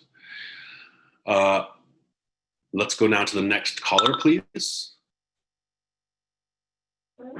Hello, this is Bertie Olivares Kidwell, and I have just one question. All evidence proves that use of masks by all in an enclosed area dramatically reduces the spread of airborne viruses. Any unmasked individual introduces risk into those closed, high-risk environments. If students are allowed exemptions to the mask guidelines, then how will protection be guaranteed to the masked students and our very important teachers? That is the only question I have. Thank you, Ms. Olivares Kidwell. Dr. Rogers, do we have a response right now? We do, and I'll do my best to answer that and invite Mr. Mendez to add to it. But the short answer is yes, we agree. And you're right on target that those masks are very helpful. We intend to provide masks to all staff as well as our students, and we'll certainly be able to enforce the practice of wearing the masks among the adults, and we'll do our best to keep that going with the students. What we've learned is that students, they're inconsistent in their cooperation with that. And so most of them will wear the masks when we ask them to, especially when we can provide them with masks, and we will do that. But I don't want to set up this sort of conflict where we're going to send you home from school if your cooperation, as a 7 or 8 year old is inconsistent. So those are the kinds of things we're going to have to be a little bit flexible with. Mr. Mendez, can you add to that? Yes, that's correct. When at all possible, we're going to enforce whatever guidelines that are presented to us by the County Department of Health with regards to masks. So adults, we will enforce that and provide not only masks, but necessary personal protective equipment at all sites. We're going to have a stock of those items. And once again, going back to previous responses, with the students, we really have to examine how we make sure that we take every variable into consideration with them using masks throughout the day, for the extent of the day, replacing masks if that's necessary. What age range would it be most applicable to? So all those things that we will determine and then set up a set protocol and procedure. All right, thank you. Let's go to the next caller, please. Hello. Hello, please state your name. Hi, my name is Annie McCall. Ms. McCall, go ahead. Hi, I don't really have a question per se. I just wanted to say that my kids went to Peterson School, and I love our teachers there, and I love the staff there. And I know that I don't speak for everybody, but I just wanted to say that my opinion is that we should be back in school, and that I know that parents are concerned, and I guess I feel like our children, the age of children getting COVID, only 3 have died in the last several months from it, and more children die from the flu. And the leading cause of death for children 2 to 14 is motor vehicle accidents. And so I guess I just wanted to say that I believe it's more important for our children to be at school, getting an education, and that I understand that it's a scary time, but at the same time, our children are still, their risk lies elsewhere far more than COVID. So I'm really hoping for school and for our children to have that opportunity. And that's it. Thank you, Ms. McCall. Thank you. All right, let's go to the next caller, please. Hello?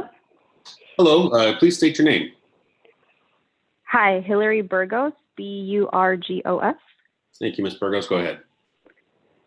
So I'm a teacher, and I have some concerns for teachers who are pregnant or have pre-existing conditions.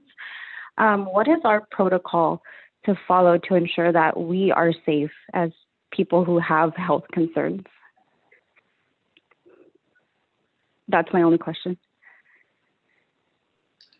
Thank you. Dr. Rogers, or? Thank you. I'd actually like to invite Mr. Meisenheimer to address that question. Thank you. Thank you, Dr. Rogers, and thank you, caller, for your question. We take very seriously, all our staff, our students and our staff and their safety. And so from the personnel standpoint of the district, is we will look at following, again, the guidelines, ensuring that on campus that we have all the safety equipment and stuff necessary. If there are staff that are at high risk, we will, certainly work with those staff to determine what those risks are, how we can mitigate those risks, if anything, and then work with them through the kind of what we call the interactive process to come up with what will be best for that. I can't address every situation, but we don't want to put any of our staff, especially those that have maybe underlying health conditions, or as you mentioned, someone who may be pregnant, in difficult situations. But we also know that we can do several things to mitigate those risks, and then work with that staff member specifically. And so we're going to be reaching out and trying to find out what some of those may be, or staff who may be within those categories of having risks, and then looking for ways that we can, again, mitigate those and to ensure safety for everybody. So it's definitely a concern that we have, and something that we're going to be doing through the month of July. Okay, thank you, Mr. Meisenheimer. I understand that the call queue is empty, and considering that it is nearly 1:30, we've been going at it since 11. I'm going to bring it back to the board. If anyone else listening or watching, does have questions or comments, this is not your final opportunity. You are more than welcome to also virtually attend the next board meeting on Tuesday evening. And I've already stated my preference, and I'm hoping to get feedback from my fellow board members right now that we need a follow-up to this community forum well before the deadline to choose between on-campus and distance learning, which would provide more opportunities for us to both receive information from you, as well as give you, firmer plans. I know there's a lot of frustration. People feel like questions aren't, always being answered directly. And I think that we would prefer to answer questions directly, but things are changing. And so I'm going to ask Where am I here? Dr. Smith, where'd you go? There you are. Dr. Smith, do you have any questions or comments? President Cox, I would agree that before we adjourn, the board should give Dr. Rogers and staff direction about Spanish and Mon language fora. I guess, a lot of things to reflect on, and I'll just stay high level here. I think a couple of things. There's a sub thread here in the comments and the discussion amongst the board and the administration. I just want to make sure we're all on the same page. There's no us versus them here. This is us, 4 kids, and maybe versus the virus, right? So whatever people think the best practice is, I think there are 2 things that come screaming out at me. Number one, the district has to expressly ask our staff and teachers for input. And I'm not going to presuppose what the right way is to do that. But as my colleague, Dr. Langren, has said, people buy into things that they believe they've helped create. And, I think you guys have done a very impressive job. There's just another block of information that we have to get from our teachers and our staff. And, I'm not hearing people calling for hiring Fairbanks, Maslin, and Mullen and deploying a $40,000 poll. But I think there's a way that we can, very systematically get feedback, and maybe, our astute union partners and their leadership can help. So I personally, I really think that needs to happen like in the next 30 days kind of thing. And then 2, though, turning the glass around, I really hope to all the adults here on the board, in the district, our teachers, our staff, and the community, this is the time when we're going to have a discussion. We're not going to agree. We're going to raise our voice. But when a decision is made and kids are coming to school, we're all going to be bought in. Even if somebody didn't quite get the decision that they wanted, they're a little bit less happy than they wanted to be. This is about the kids. This is not about us. And I sitting up here at the board level, I just want to make sure that everybody understands that we're going to do our best to figure out the way to move forward. And then whatever that decision is, we're all going to make it work. And I think that's my expectation to everybody, board level on down. So I will stop there, except to just echo from the parent perspective. And I raised this in my comments a couple hours ago. I really would like to see the district spell out, in as detailed as you can. It could be a bullet point, but I think a week before the decision day, parents need to understand what option A and option B look like. All the way down to masks and 3 feet, 6 feet, right? This is what our community is wondering about. Everybody has an opinion, and these are their kids. So this is one of those things I think that absolutely has to happen. And if the board needs to have another forum where we drill down on things like, is it worth putting a mask on a kid when we know that he or she is not going to use it right? Then we should do that. But I think more information is far better than less, because when August 14 or 15 comes, we need 100% buy-in from grownups. And so I think that's really job one between today and the start of school. Thank you, sir. Dr. Langdon? Yes, I was trying to envision us all at the Havel Gym in Rivera Middle School, because I think that's where we should be doing this, right? We should all be in the spaces where we do these things, where we have community forums, fora, and so this is really hard. I think we need to do better, and I think we need to do this more. We are trying to use mechanisms that we're not practiced and fully prepared to use. So I appreciate all these efforts, and the work is continuing. So here are some summary thoughts that are as scattered as I will try to coordinate them. The first is we led with the equity lens. I love to hear that. We need to walk our talk, and we need to live it. And we all know what that means. And that means moving forward. We in my short time on the board, we've already gone to the technology to help us with translation in live meetings. So the time is now. We move forward. We get that. translation at this meeting, this type of meeting, Zoom meetings.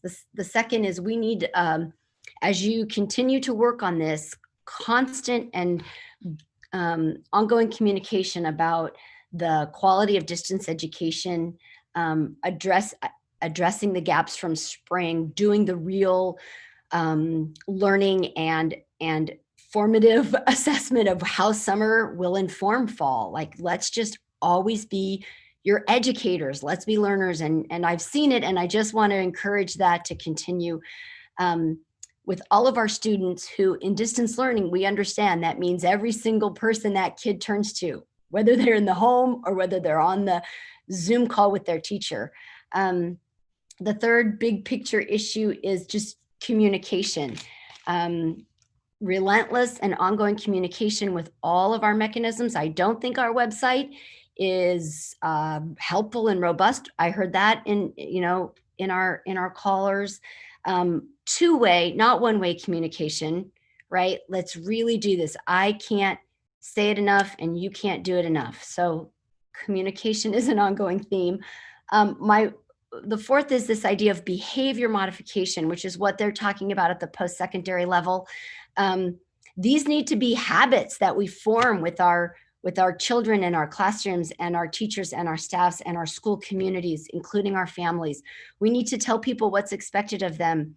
And I think people want to be engaged in community, so we need to be ready for that.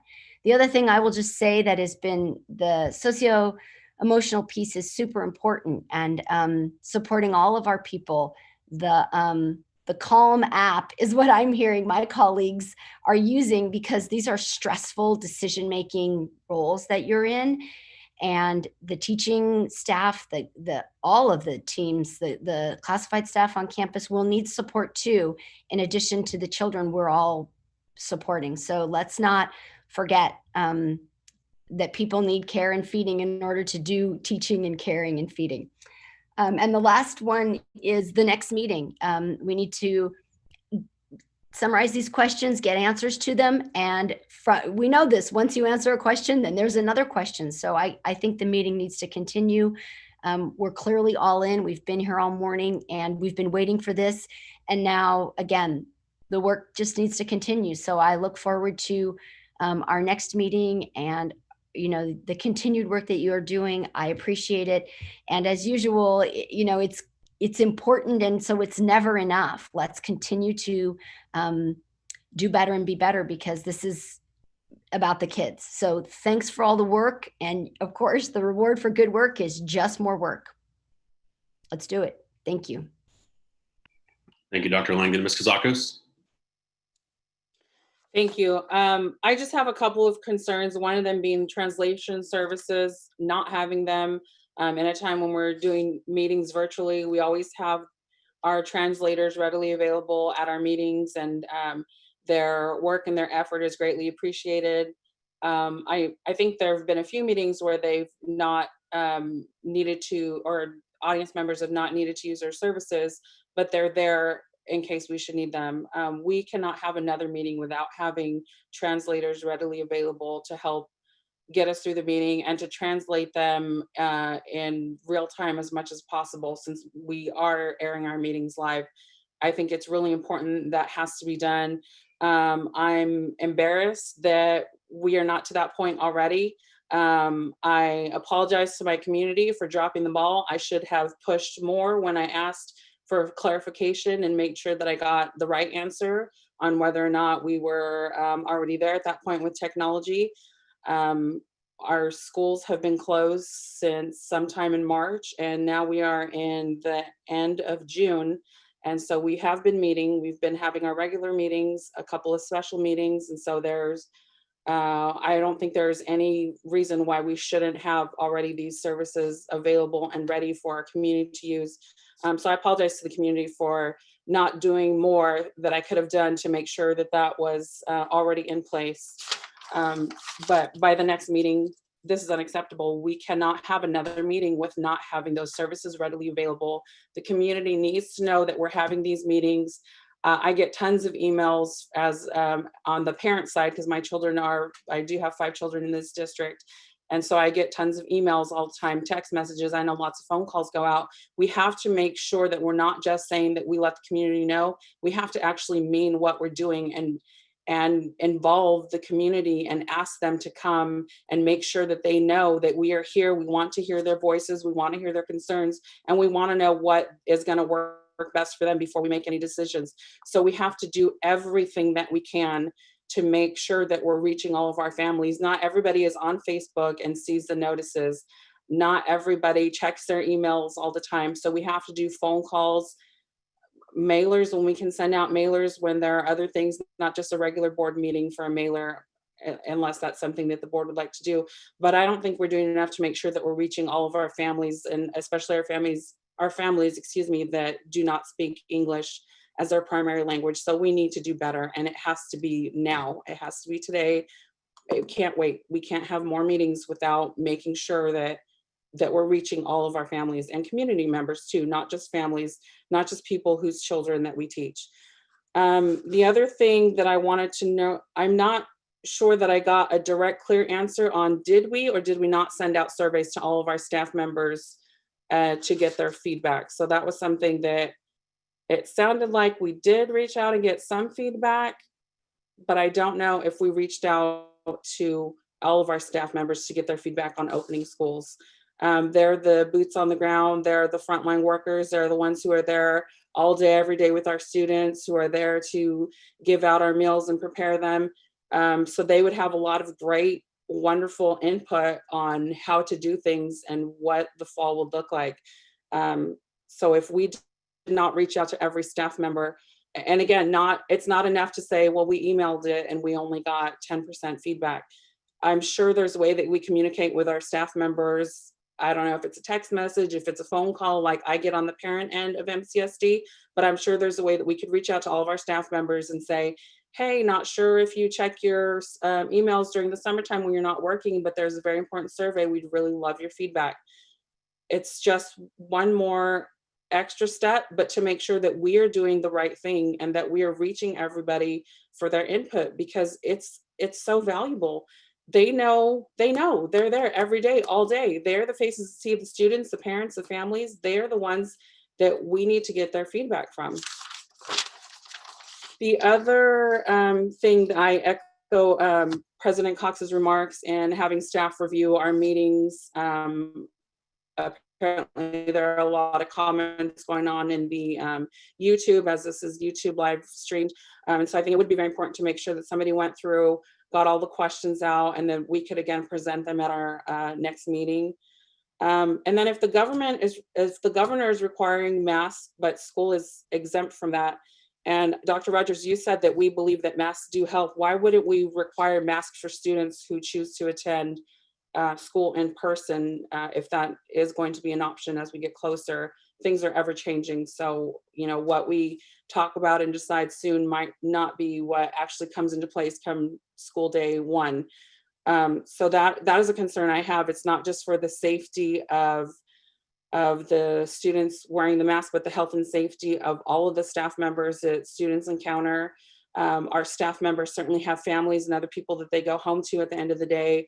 And so just if we believe that masks are helping, I don't understand why we wouldn't make sure that all of our students are not wearing masks if they're going to be going to school in person. I recognize that some students are going to have a more difficult time than others, but I think that's something that we need to flush out and talk more about. I think that was all I had. Thank you.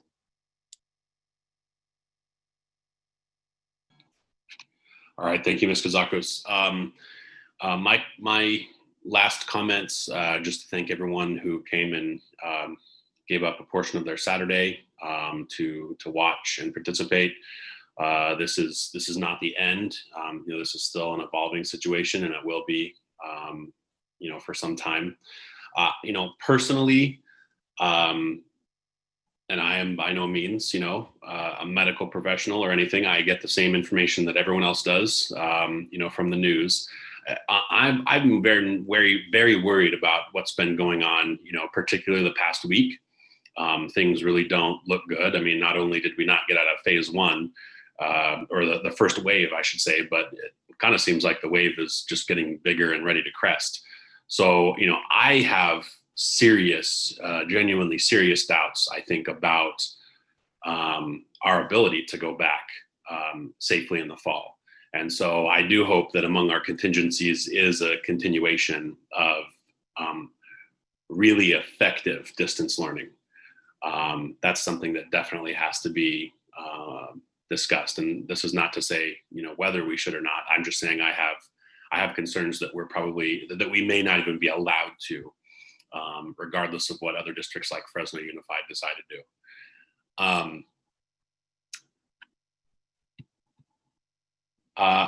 The last thing is, like I mentioned, if I was in a position to be having to make a decision for family members about whether we were going to go back into physical classrooms or back to distance learning, I don't think that I would have enough information right now to really make to be able to compare and make a really good decision. So again, that's why I think it was Dr. Langdon that mentioned a good amount of time needs to be given between us presenting everything as developed as we can before people have to actually make a decision. So we need another forum in July, and that's really all I have today. So thank you to everyone who's been putting their heads together for these plans, and I know that we do have a team that is going to be able to present the very best options that we can once we have to get back to school.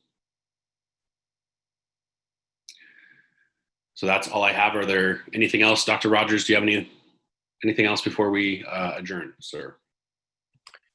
Nothing at this time. Thank you.